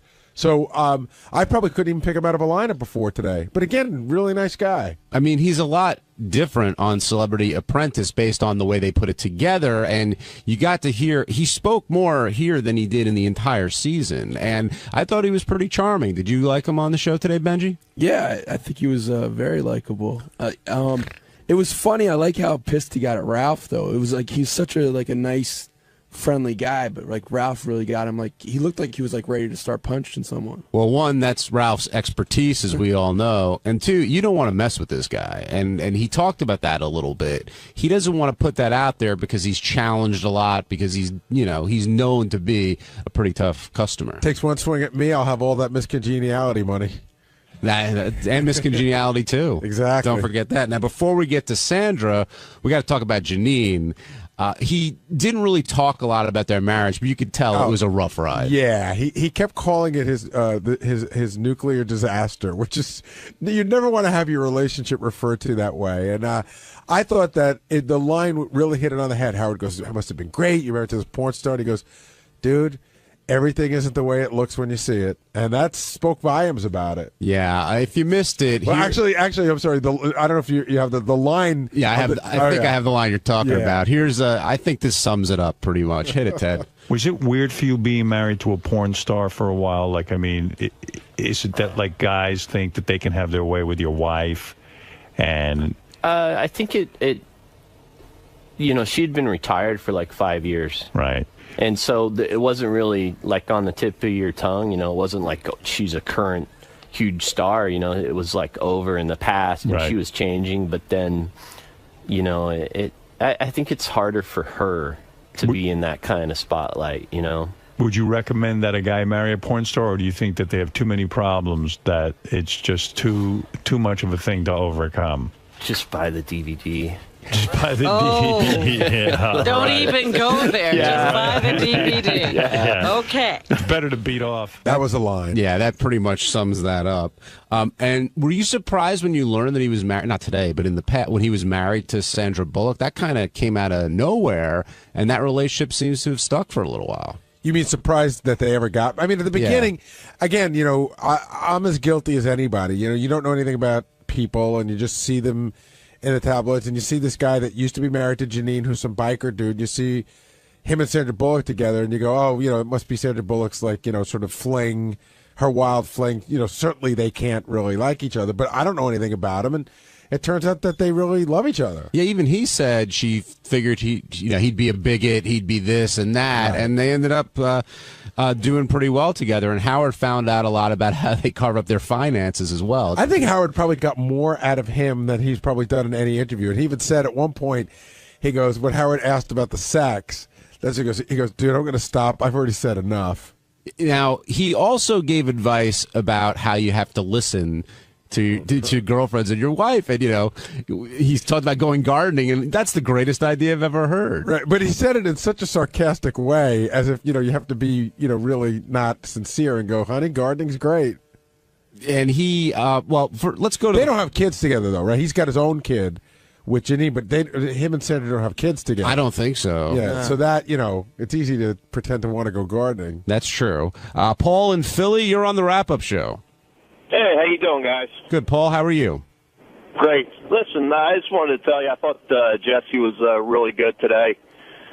You know, you could tell it's like two different guys. I watched a little bit of that Apprentice, and it's like very uncomfortable there. And in the studio, he just seemed like he was at home, you know, with you guys. Yeah, he said, I got to tell you, he told me in the green room, and he said it when he first walked in, too. He said he was extremely nervous about coming on. He'd done 60 Minutes on all these other shows, but to him, Howard was like a different level, and he was very nervous about coming on. Yeah, it just seemed like, you know, he really hit it off with you guys. He was really happy to be there, you know. Yeah, good guy. Good guy. Do you think people can appreciate a guy like Jesse James because of what he does? I think initially you hear, oh, he makes bikes, and you know he's he just makes bikes. You know what I mean? Like you know, again, I don't know much about motorcycles, and this much what I'm about to say I learned from Fred. And Fred will talk in a minute because he just showed up. But I didn't realize that to me a motorcycle is a motorcycle, and that there are guys who make motorcycles that's like a piece of art if you're into motorcycles. It really is. I mean, it's one of the few things that you can buy. I mean, when he was talking, he said the most expensive motorcycle that he made was $300,000. When you think about a handcrafted, personalized motor vehicle for you, that's a bargain. I mean, if you can afford $300,000.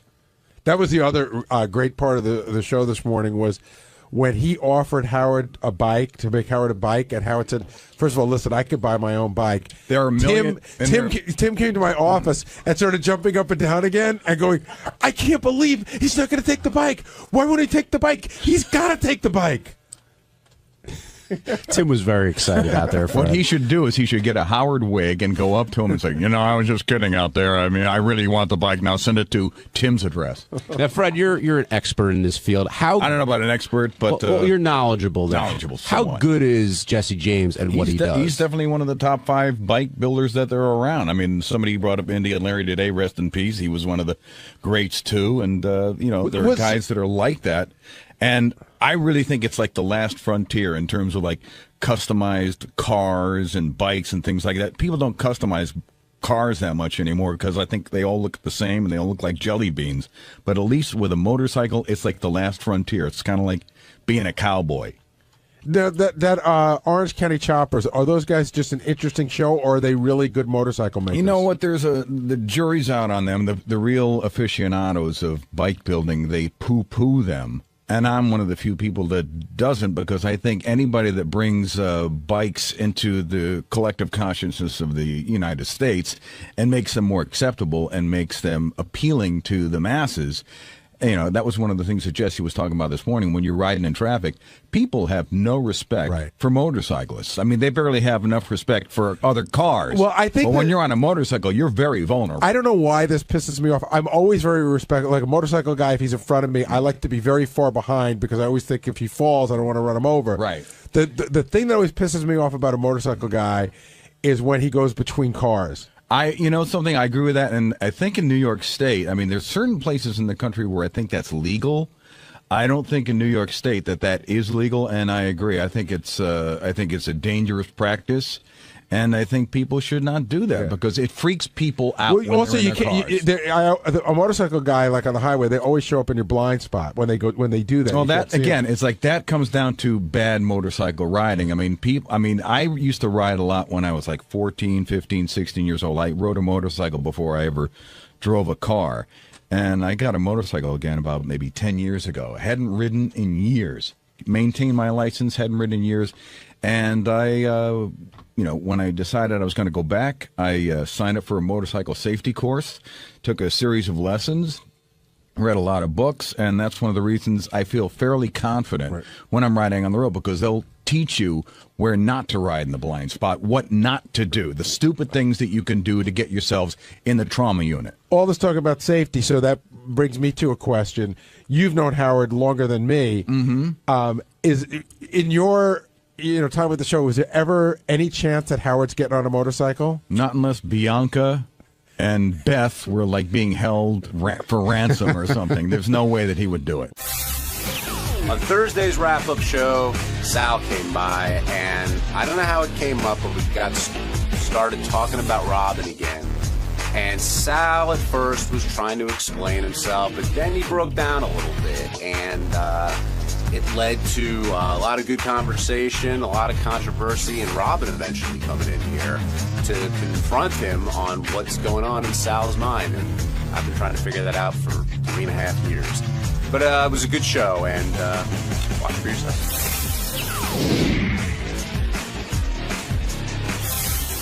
Why are you so glum? I'm not glum.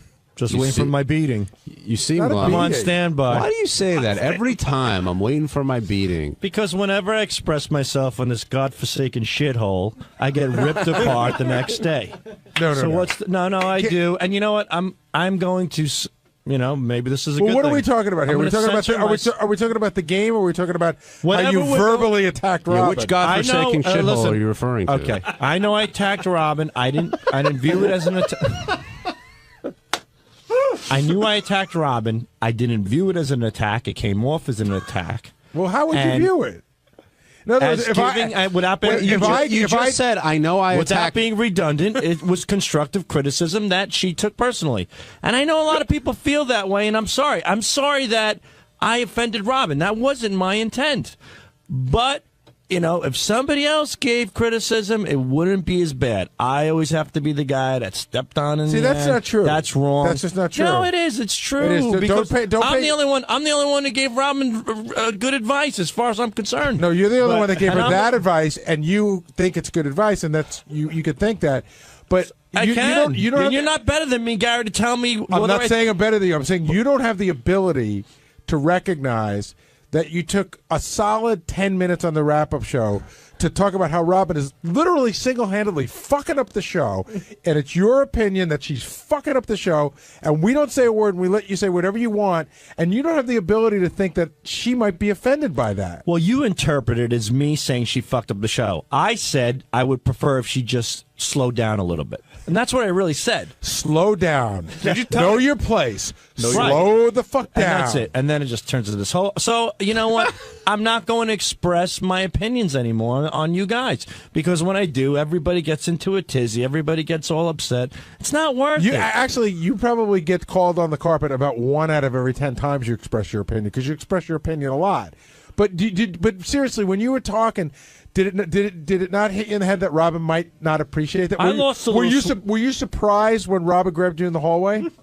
I lost a little sleep the night before. Did she just? It started hitting me like, oh boy, I wonder how she's going to interpret this. I hope I didn't. I felt bad about it. I thought it was a little. But why would you feel bad? It's just. I was a little harsh, but it's an opinion. It wasn't an attack. It was tough love. But like when you said that Howard's tongue had Robin's feet mark on it, like was that? It's got a Reebok mark. Well, Reebok mark. Sometimes you have to paint the picture to get your point across, and I felt at that moment that was the case. And I have no ill will towards Robin. She told me to fuck off. God bless her. Whatever Sal, she wants. I'm sorry to interrupt you, but what happened? She just grabbed you in the kitchen and said, fuck off? She was in the kitchen. Or did you say something to her first? Like, did you say, hey, I love you? Or no, I didn't say, hey, I love you. Hey, Robin, listen, about that you suck thing. I said something like, hello, Robin. She's like, should I say hello back, or would I be talking too much? And you go, really? What do you mean? And I said, really? What do you mean? I really did. And she's like, and she goes, Sal. I'm like, Robin, as soon as I said that, and I did, and I said it on the show too. She goes, love you, schmuff. You don't start with that bullshit. Just because you have, and she really laced into me. She's like, just because you have problems at home and and you have the ability to stand up to your wife and you have issues with women, you think you could take it out on me? I'm like, no, it's not. That's not the case at all. I go, Robin, that's not the case. I go, I just want to let you know that in certain circumstances, I think you chime. And she's like, fuck off. And she turned around with her cup of celery juice that's going to go up her ass in the next 5 minutes. And I said, Robin, I go, let me. She goes, take another step. I'm throwing this in your face. And I'm like, whoa, and that was it. And you know what the greatest part is? I feel, the thing is, I really feel bad. I don't like to have tension between people, especially your coworkers and your friends. I feel bad about it, but it bothers me. Like, I don't know. Like, I expressed how I felt, but it's not worth it. I don't think you expressed it in a way that somebody would like. You thought it was constructive, but it really did come across as a bit of an attack. And my favorite part, by the way, is how you made a point of telling us that day, I'm not going to be one of those fucking assholes that says, I love you, Robin, but... And all you've ever said, starting every sentence, including when you saw her in there, was, I love you. Yeah, that's true, but I said that I'm not going to be an asshole that says, I love you, but, because I really do love her. Like, I'm not going to be a liar. That's what I meant. Like, after, on the show every day. I'll take 500 shares of logistics, please. You need a decipher from, like, the Da Vinci Code to figure out what Sal means when he says shit. When you get caught in a conversation with Sal, I do understand why he was so successful at selling stock. Because he really tells you... Like, sometimes I would walk out of there confused. Well, that's because he says 3 different opinions that often contradict each other in one statement. I said what I meant. What? And Robin walks all over Howard? That I care about Robin, but I felt lately she's been chiming in too much, and I meant that. I expressed it maybe in a harsh way that she took offense to it, and I'm sorry that she took offense. Can I just say, I don't like I don't like the tension. I do like Robin, and I think she's great. Assuming your criticism comes from a sincere place, did it ever occur to you that maybe a 25-year broadcasting veteran didn't want to hear the opinion of a stockbroker? More like a 30-year veteran. Robin's been on there for like 30 years. A wise man learns from a fool. A fool learns from no one. What? It's exactly what I said. If you guys can interpret that. Wait. A wise man learns from a fool, and a fool learns from no one. So that means there's always something you can learn, whether God... No, what it means is a fool has the inability to learn nothing, but a wise man should listen to the fool. Yeah, you can learn from a fool's mistakes. You can learn from a fool and a fool's actions. So But there's always advice to be given. So who are you in the scenario? Who are you? Unfortunately, I'm the fool because Robin has the experience, so I'm putting Robin on the pedestal here. But she can learn, so you can always learn something. But I'm just saying it was unsolicited. Hey, like if she had come to you with a does friend Richard and Roper said, have the right to tell somebody how to direct a film? No, but he could critique it. Yet he has no experience in that field. By your But I have experience. You're at not least a but little you- bit, you're- not as much as Robin. Technically, you're not here to critique. Richard's I'm not. hired And to that's- critique. That's and that a big goes difference. back to my first statement. I'm done giving my opinion and critiquing. Oh, put the $1,000 on the table right now. There's no way you're done. As much as it pains me, I'm done. You're not done. Honesty is dead. And you're the fool, and you've learned nothing based on your analogy? No, a wise man learns from a fool. A fool learns from no one. So who have you learned from? I've learned to keep my mouth shut. I've learned from this fool myself, I guess. Jack in Long Island, you're on the wrap-up show. Yeah, I think that's an Aesop fable or something. Look it up. It's on Google. Yeah, hi. I'd like to talk to Sal about what's going on with him. Oh, this is Ronnie Mund. Who? I could tell. I could smell the Metamucil coming off your skin. Yeah, well, hey, dude. Yeah, I you, can smell. You know what, dude? You do Hold this. on. You do this Yeah, every time. Take that diaper you have around your ass and wrap it around your mouth. You will do this. please? You do this every time. You cause trouble for yourself. I do. And then you cry like a baby. I'm not crying one bit. I'm just learning my lesson. Now you did it with Rob, and then I you didn't walk do around anything with sulking Robin. like a little baby. Ronnie, I'm not being a baby Jack, here. you're I'm learning, Ronnie, like that a little I shouldn't baby, express a little myself because you get in freaking trouble. Baby, man, you don't quit. Baby, just the Go opposite lock of a yourself- very, very old person. Go lock yourself Oh, in just your Jack? room, like I told you I'm a long sorry, time Jack. ago. Go lock yourself in a room there. Ronnie, I'm sorry, Ronnie, that you have to ride my coattails for attention, but your point I am not riding your your point is coattails just for attention. worthless. It's just No, stupid. my point is so right. No, it's not Because right. you do this I every expressed time. myself about Robin. Robin got upset. I'm upset that she's Who upset. the It's hell not. are you? Who It's are not you? worth it. Who are you to express yourself about Robin? And who are you to tell me what I should and should not do? Because you don't. You're hired here to be a writer. And you're or whatever the hired hell to you be are. a Howard's driver, so Right, shut the fuck up exactly. and drive. I do. What are you man. doing calling in on a show? I'm waiting for him. I'm All right, busy. All right, so wait. Whoa, settle down, everybody. Jesus Christ, this guy. Hold on, Stupid Sal. Wait a asshole. second. You're a stupid asshole. Now, Jack, doesn't Sal have the right to express his opinion? No, not. Why should he? Who is he? I mean, Nobody. if he's asked a question, he's simply Yeah, but answering it. nobody asked him to make it give opinion on Robin, whether she should talk more or talk less. Who is he? He's nobody. Robin's All right, here. hold off on the break. Robin's here. Rob, Benji, can you come right here, Robin? So, I'm in the hall and people just keep telling me stuff about Sal saying various things. Why is this still going on? Well, didn't you have your say? I said heard I it. felt bad.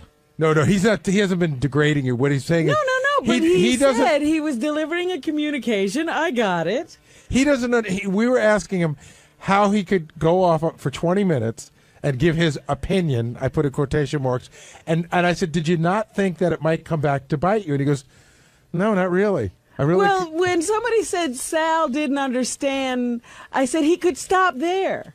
He doesn't have to put anything after that sentence. Sal doesn't understand anything. That's true. Just say that. I don't understand. I don't understand. I would egg you on, Robin, but right before you walked in, Sal's like pretty much on suicide watch right now. No, I'm not. Ronnie told me that Sal said he's losing sleep. I said, you shouldn't tell me that. Yeah, because we feel bad.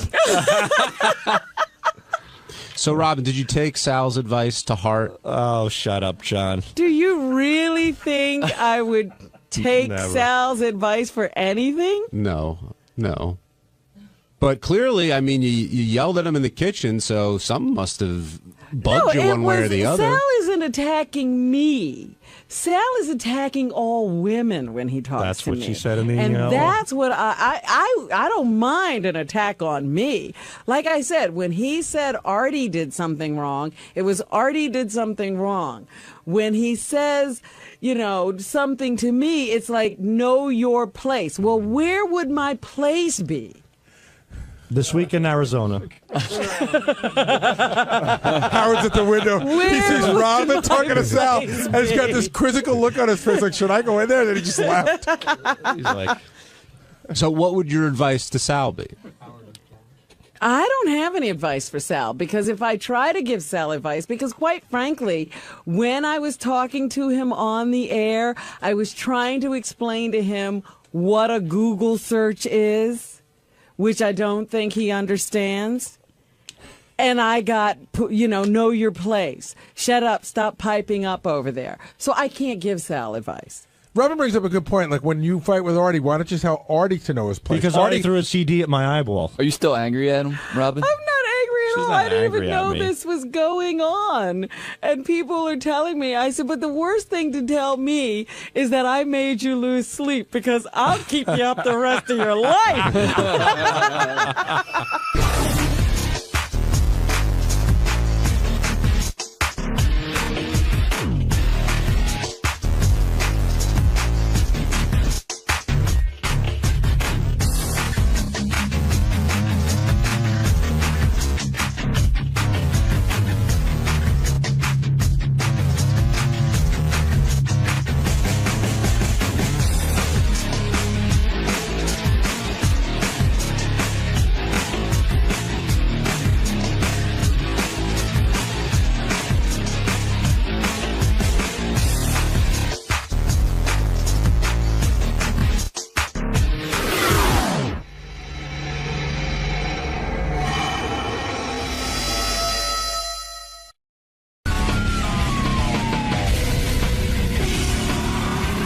Kind of cool show happening today. Jimmy Kimmel, who I saw this weekend, by the way, we were hanging out. Oh, yeah? Yeah, Jimmy and his cousin Sal. He's dating his cousin Sal. Yeah.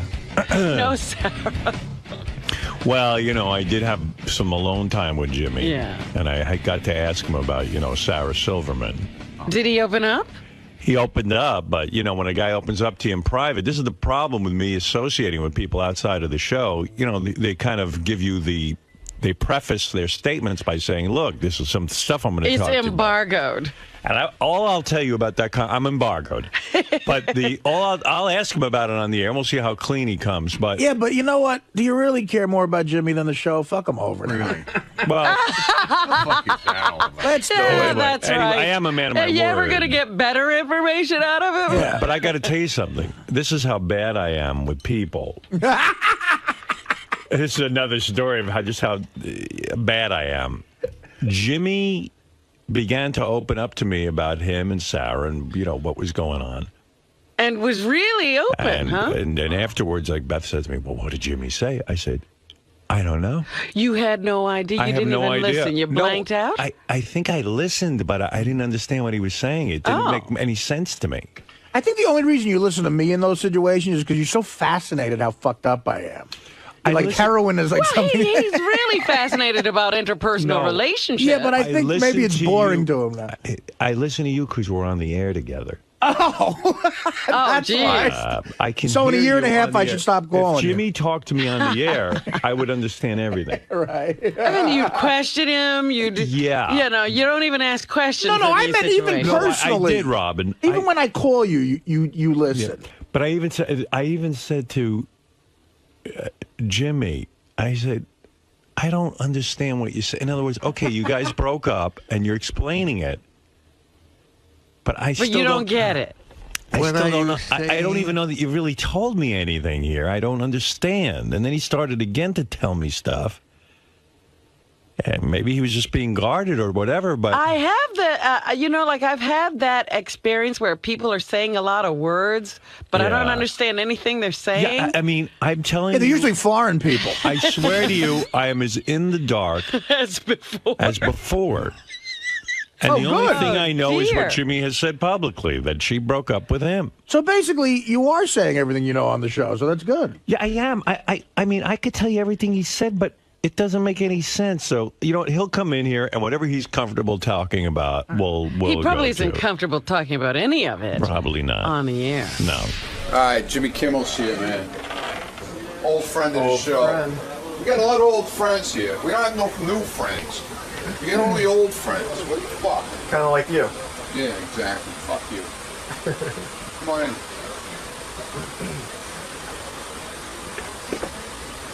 Jimmy.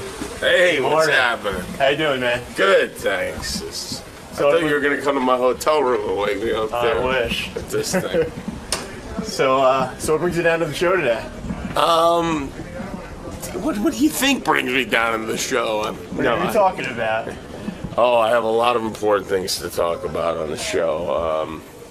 Gary's penis. What you're talking about right now? Yeah. No, I had a similar thing done to my penis, so I feel like I can add a lot to the You're conversation. going to share your experience with us Yes, today about that? I'll help make men in their cars crouch over throughout the morning today. All right, Jimmy Kimmel's here. Bring in Jimmy. Jimmy, you gained weight. No, that's Artie. There's Jimmy. Jimmy's actually lost weight. Look at Jimmy. Jimmy's thinner. Good to see you, dude. Artie's Hi. thinner too. Hey, James. Hello, Howard. I Host can't hear of- anything in my headphones, but my cans. Host Oh. of Jimmy Kimmel Live. Don't act like you haven't seen Howard. We heard you spent the weekend together. Yeah, we made love. I thought that was going to be our secret. No, that wasn't a secret. Oh. It's just, you know what it is? What? When I hang out with Jimmy, I feel like kind of like I disappoint him. Wrong, what? Why? Because when I'm not on the radio, I'm not a whole lot of fun, and I'm actually kind of quiet and not all that witty. And I think Jimmy kind of worships Are me a you little bit. fishing for compliments? No. Jimmy, I'm being serious. Jimmy, Welcome to the show, Jim. Jimmy looks up to me.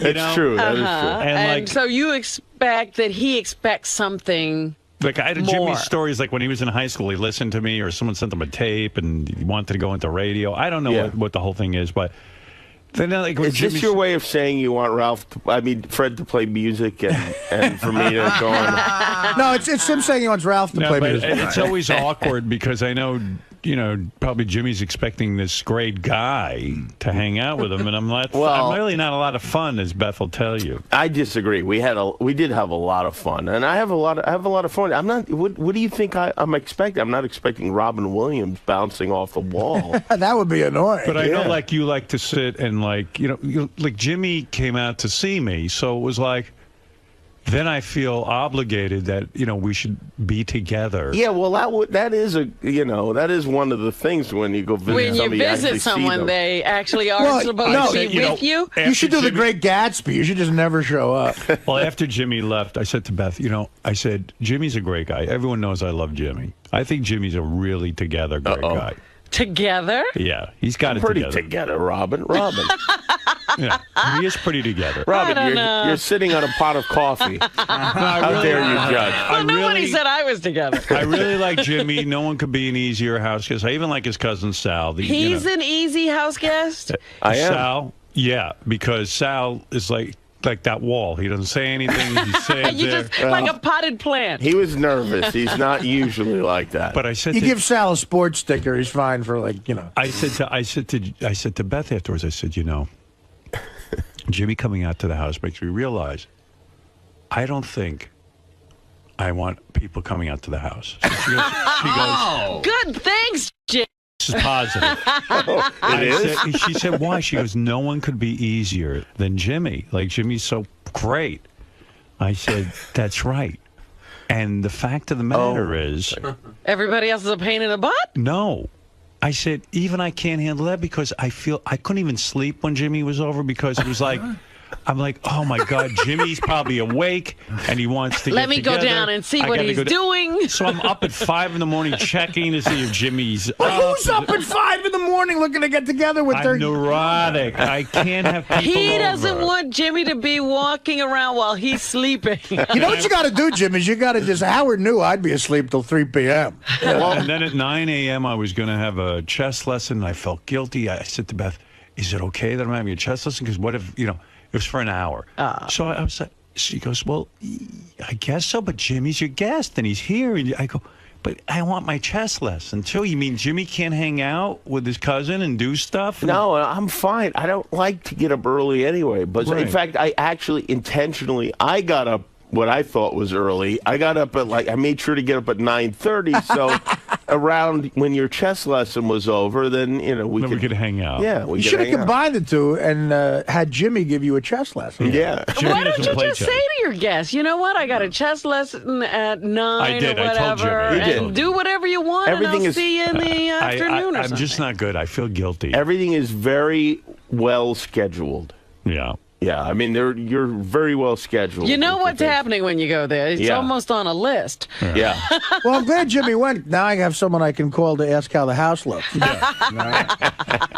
When you straighten yourself out, you might get over. Well, yeah, they don't want like crazy drug people Yeah, knocking yeah. at the door. What, me and 3 cops aren't fun to have over your house? But so I always feel You like. don't want Artie making an escape. And then the other weird aspect is like I'm hanging out with Jimmy, and where Jimmy and I were having a private conversation, and I even said to Beth, I'm going to ask Jimmy about Sarah. Did you hear my rap about this morning? No, I couldn't get my series. Dude, working you and in the fucking car. Sarah went through weird shit. Howard told us on the air. What the fuck, man? I would never do Thank that. God you got out of there. With a midget? A midget? It wasn't a midget. It was just short.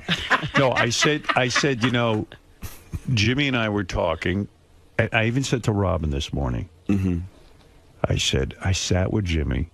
We talked for like, I don't know, a half hour, an hour privately about a bunch of things. But one of the things being what happened with Jimmy and Sarah. I need an explanation because I was close with Jimmy and Sarah as a couple.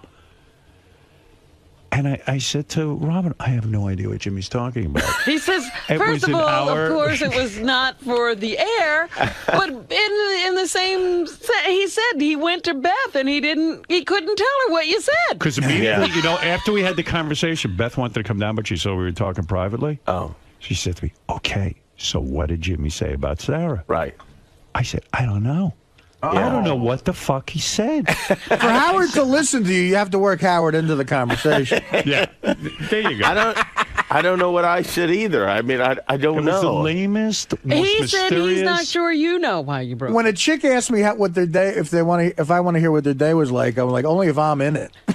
I wish it could have been more interesting, but No, it wasn't that it wasn't interesting. I just didn't understand. He said you were saying things, but he couldn't understand what you were saying. I don't understand what I'm saying most of the time either. So. But maybe it wasn't not that interesting. Maybe it wasn't interesting. And then also it's awkward because Jimmy says to me, look, this is private. So I said, okay, well, so what does that mean? I can't Well, call here's the the problem. Inquirer? Here's the problem is that I know you would like me to talk to you about these things mostly because you're curious about this stuff, but I know that Mostly because he's a yenta. it's hard for you to remember what is okay to talk about and what isn't okay to talk about. So Right. for your own protection, I feel like that was smart. Maybe you didn't tell him anything. Well, I didn't. I'm telling you. I know I did. I told you You did? everything. I mean, I told you everything that was there. It's not that interesting. It's Sometimes not. It was people just horribly don't. boring. Something happens. Horribly I don't know what it boring. is.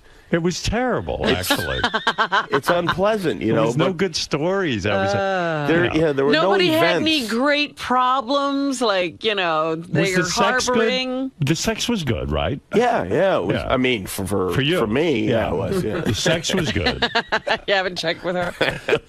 I think I could safely assume it wasn't that great for her. But the public thing was... Can I taste your juice? The public thing was that she broke up with you, supposedly. Yes. Yeah. Both times? No, actually, I broke up the first time. She broke up the second time. Ah, see, that's Yeah. something I didn't know. Yeah. No, Who's going to break up the third time? I don't think they're getting back together. Is it over? Howard we said have he the could rubber get match. you. Howard said he could get So, you two back together I can't. if you just gave him a little time. Now you think you can't. Well, he can't even listen to Jimmy talk about the problem. He couldn't stay in the No, room. I listened. I didn't understand it. I You didn't know what? want to You should interrogate her. That should be what you do because maybe you'll get more.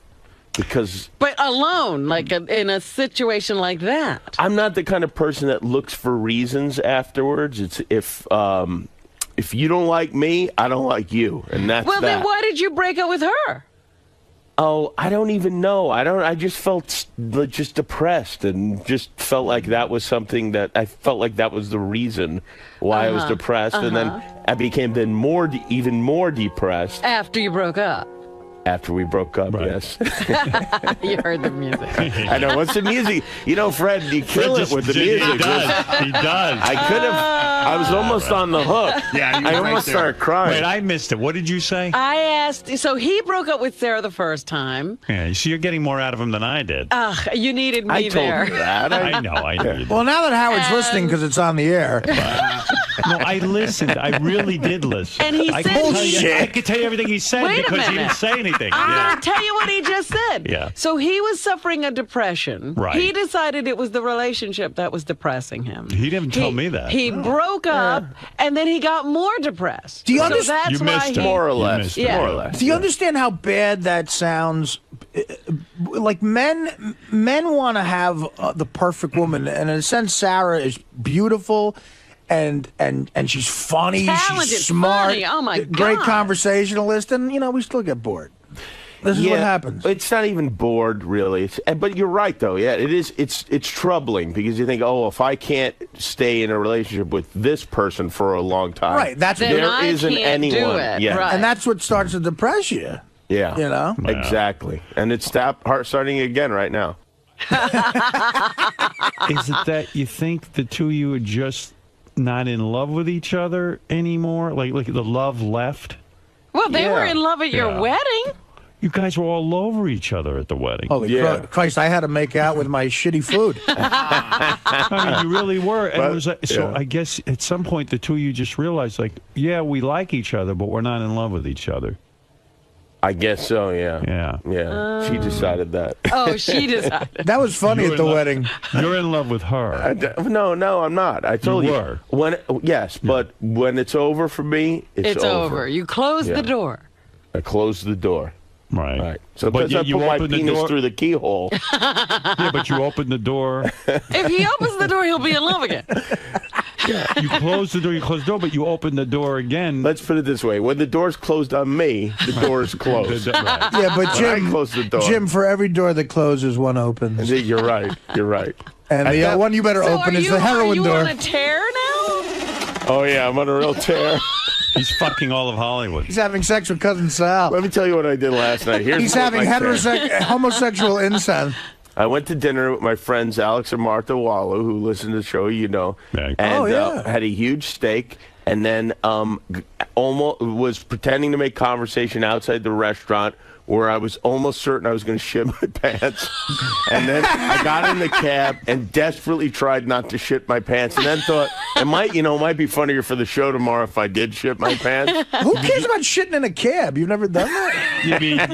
You mean you had a big steak? Yes. And it made immediately you- it became went through you. an angry ball of shit. that Jim, wanted you're to not a come New out. Yorker. Sometimes you shit in a cab just to make it smell better.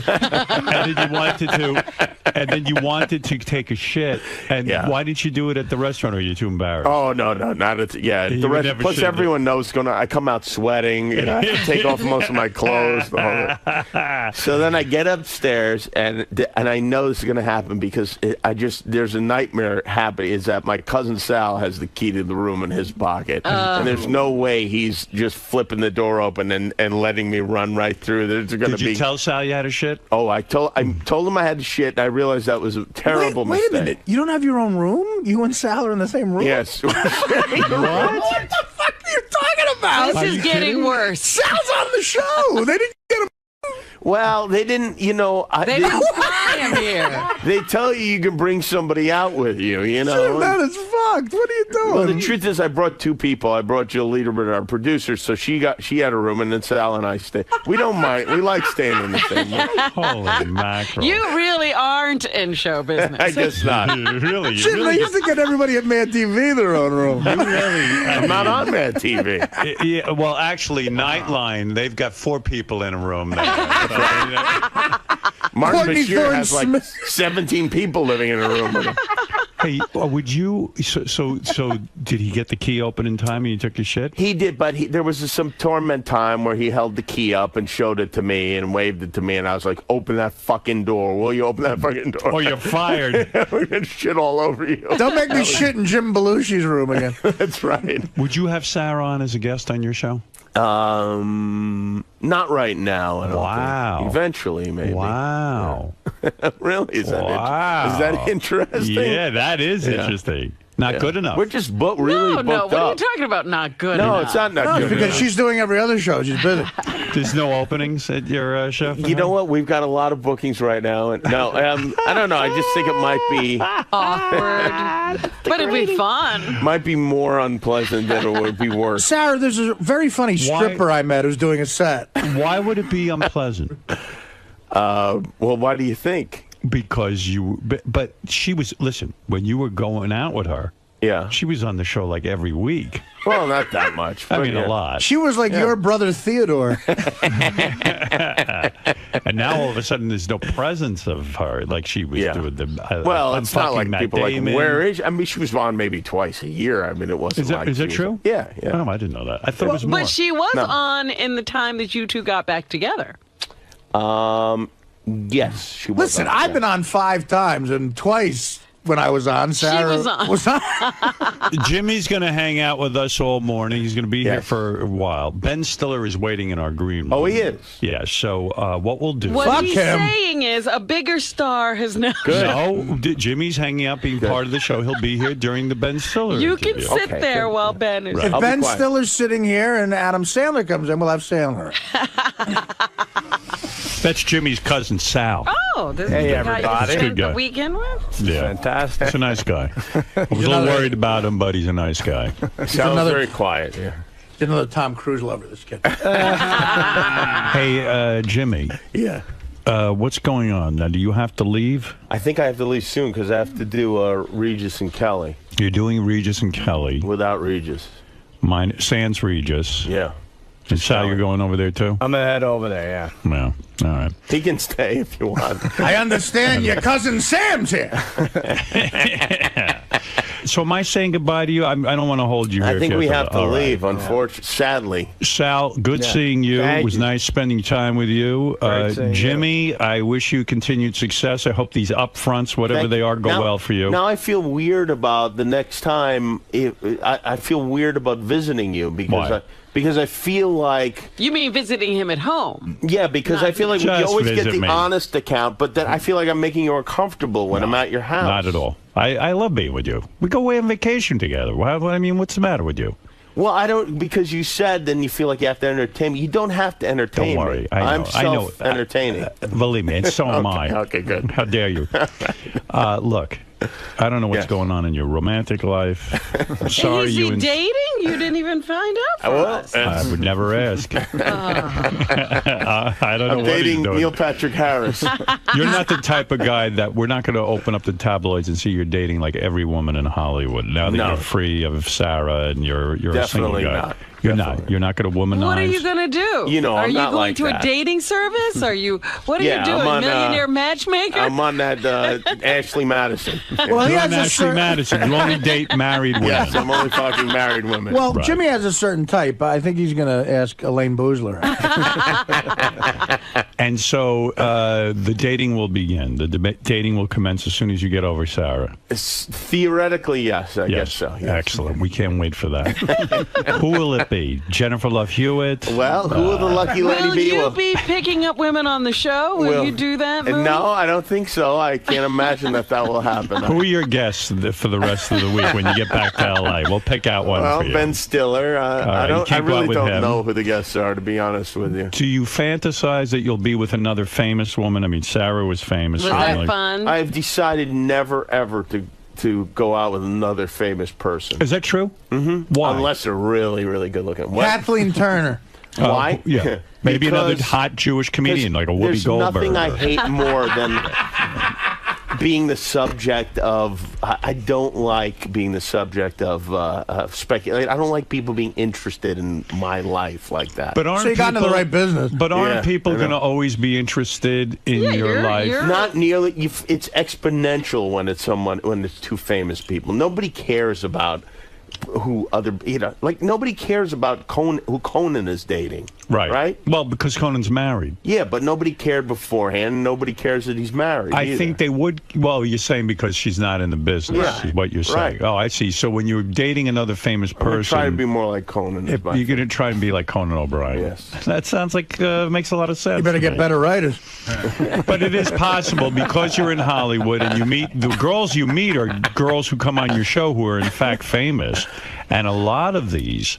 Actresses and stuff. I mean, it's hard to resist. I say it's You know not who I hard for see them to him with? resist. No. I think you ought to fix him up with Renee Zellweger. Oh, yeah. I could have fucked her on the set of The Bachelor. I let her off the hook. Renee Zellweger. No, I know she's that's Have not. you I'm met not her? interested in that. I have met her. You've had her on the show? I think so. Not attracted to Renee Zellweger? It has nothing to do with it. What? Would you never think about fucking her? No, really I don't. wouldn't. I wouldn't. I'm not interested. If I was single, I would fuck Renee Zellweger. I would.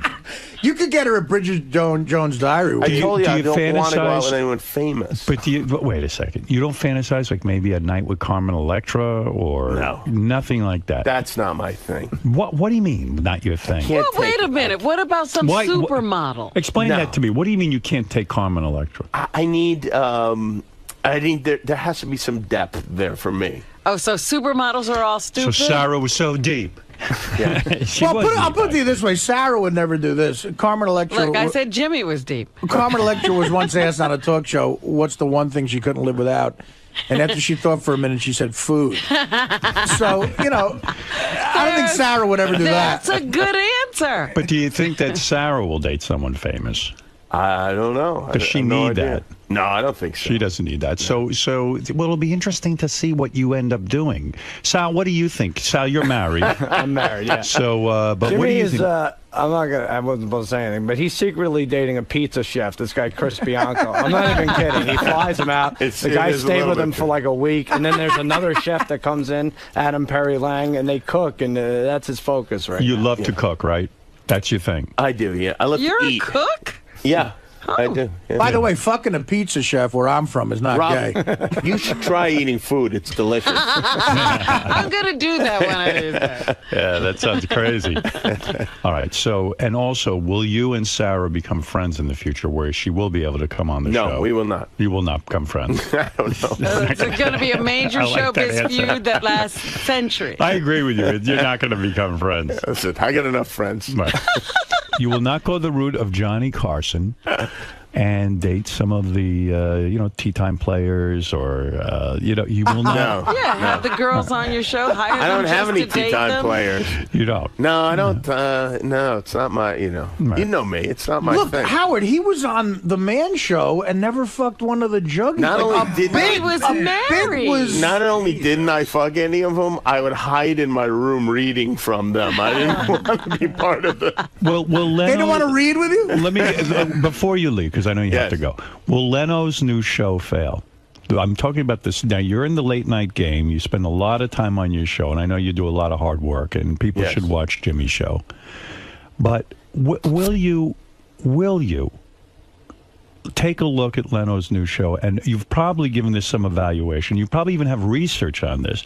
Don't you think, this is what I think, Leno made the biggest mistake of his career, not staying in late night television? I think it would have been safer to go to ABC. Yeah, for him to go to ABC at 11:30. Yes. But that would have been horrible for you. You wouldn't want him at 11:30. Not necessarily, because it would be a better lead-in than Nightline, and perhaps there would have been other networks that were interested in me. But you told me you would never follow Leno. That's right. You said you were going to leave. No, but I changed that eventually. Oh, did you? Oh, you did? Yeah. You thought it through. Yeah. You said I'll go on at 12:30. Leno can go on at 11:30. Yes. You really would have gone ahead and done that? I don't believe you. I honestly would have. Absolutely. You would not have gone to another network. Let's say if I might. I mean, I would have considered. What if Fox needed a late night? I show? would have considered it. Yes. You would have. Yes. Might have been a good thing. Yeah. But now Leno will die at 10 o'clock, won't he? It's the end. Do you think? Do you ever envision a scenario where perhaps Leno could end up going back to the Tonight Show and they fire Conan, and then Conan or whatever his name is comes over to ABC? I don't know. I don't know about all of those things, but I couldn't envision any of those things individually happening. Well, Yes. how do you feel Yes. that Leno's going to do? I give us your prediction. I don't. You know what? I don't think it's going to be successful. I'll be honest with you, and I don't think it has anything to do with Jay. I think it has all to do with the local Time slot. affiliates and their news, where they make all their money. And if the lead-in is not as strong, they're going to scream and yell and demand something, and it's going to be a mess. This Leno move could be the end of all television, is It what could you're saying. be. Right? This could actually Let's end hope so. television as we think Let's about hope it. so. We should start twittering more. Will Jay take Stuttering John? Yes, Jay will definitely take Stuttering John, and I believe that Jay has told Stuttering John, and Stuttering John just isn't saying because they want to keep it all a secret. You think it's that big a deal? I mean, why I can't think John they think it's that big a deal. Really? Do you think if Leno gets into real trouble, he'll divorce Mavis and date Sarah Silverman? That would be a surprise. She was lucky for you, maybe. If Leno gets divorced, he'll try to steal Beth. My prediction is Leno will do poorly. I believe it will not last long. I believe Conan might be moved out, but he will be tarnished. In other words, he will have failed. You're saying Conan's not going to be successful. I don't know, because if Jay isn't successful, Conan has to be more successful than Leno was. And also now, if Jay doesn't do well, it hurts Conan's rating. Right. Aha. That's right. Mm-hmm. So you're saying everyone's fucked? Yeah. Jay's going to screw up everybody. You're not fucked. You're in the perfect position. You're so not fucked. You're not dating anybody. Yeah, but I'm flying like Coach, I mean. You're shitting in front What of is Sal. it, Ralph? Quickly, because Jimmy Kimmel has to leave here. He has a very active This is never life. a good thing when Ralph calls, I know. Well, Jimmy, I love you, but I don't understand. That's great. How come you're not out there getting laid and going crazy? And you know, like I know you're straight, and so like, why wouldn't you want to? Like, you want to have conversations or something? It sounds like. Well, Ralph, I'm not. I'm not that type, right? I mean, I think you would have gathered that about me by now. You're not a pig. You're not a sex It's maniac. not like you got to go in and just pick up some floozy and every night, but like Jimmy, you should be vomiting at Howard's house. You got to live it up. I told Sal to vomit at your house. Hey Ralph, what bits has Jimmy ripped off from Howard lately? Howard's been ripping off Jimmy lately. There you go. Have you seen Stuttering Sal? All right, Ralph. Jimmy, but really, I mean, you think Jimmy should be banging the hottest chicks in Hollywood? Ralph, give me a little time. I need to. Maybe you need Ralph to help you with that. Yeah. All right, thank you, in. Ralph. Jimmy's got a huge TV. I do have the biggest TV in the world. I haven't seen it. Tom Cruise and his mom out. You're gonna be. Can you tell the story real quick of why, like, that thing that you did to Jeffrey Ross? What? You know what? I think we'll miss the Regis and Kelly show if we tell it, though. I don't even know what he's talking about. I told you about the prank he pulled on Jeff Ross, Sal. Oh, right. Yeah. I told him he would say we get a heads up ahead of time who's going to be voted off. So I texted Jeffrey Ross On Dancing with the Stars. On Dancing with the Stars. Sorry, I said you're safe, and he said, "Are you sure?" And I said, "Yeah, I'm But sure." Jeffrey was really into it and in love with this girl, and then on the air, he was pretending to be nervous the whole show, like he didn't know he was going to. And then on the air, you see him when he gets eliminated. He goes, "We lost." I had inside information. Oh, that's great. That's right, because you guys get tipped off who's going to be losing Dancing with the Stars. Nobody thought we did. Oh, he thought you did. I get it. All right. Thank you, Ralph. You're a fascinating phone call. Sal was trying to kill the odds. You know, he was betting on Dancing with the Stars. All right, listen, Jimmy, I'm not going to hold you any longer. Thank you, Howard. Jimmy Kimmel. We had a beautiful weekend. Thank you Beautiful very week. much. I love you. It's always great seeing you. Yes, and anytime you're around, I want to be with you. And Sal, you too. You're always welcome. Thank All right. you. The great Jimmy Kimmel and Sal, his cousin. Sal, what's your last name? Do I have one? Icono. You don't use that name? No, I do. Yeah. You switched it to Kimmel? That's the way Opera Man says icon. That's right. And so there it is. You set the bar pretty high for Howard's house guest. You said you were such a good guest.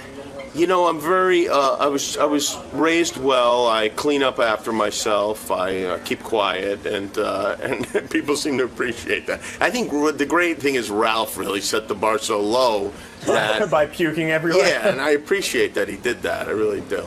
So you had a good time today? Yeah, I had fun. No, it was a little awkward talking about your past I know this is terrible. But I have right? to get the fuck out of here. I'm not kidding. I really. They got a live TV show I'm gonna miss.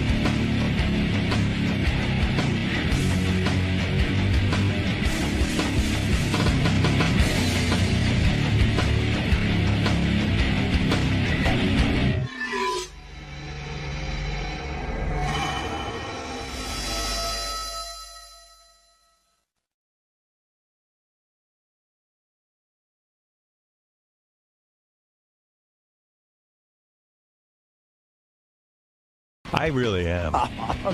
Nah, I kind of am. I'm kind of done.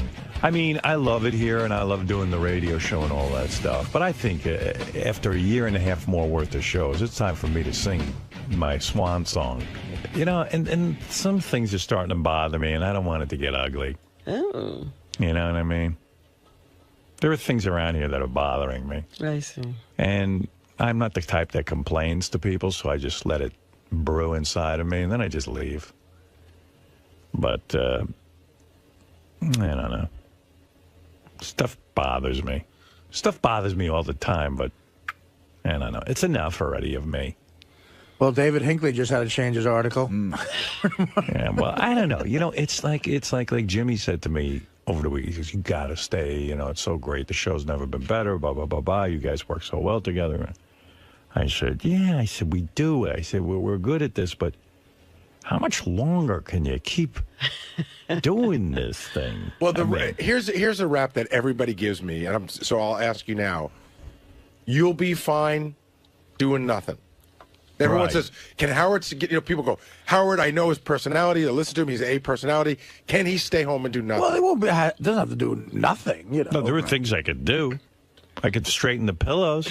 I have to have a meeting. I have meetings about everything, you know. I guess I am the, I am the leader of the show. So I meet about everything. My meeting today is with Gary, Laura, my assistant, and Tracy. Uh-huh. Because something set me off. Carol Leifer, who was our guest the other week, sent me a box of chocolate. So, I get a list of things that were sent in. So now probably that's a week old or something, or, I don't know how many days old. It came in last Wednesday. Last Wednesday. So I got word today. So, I got to put a system in place where somebody back there goes,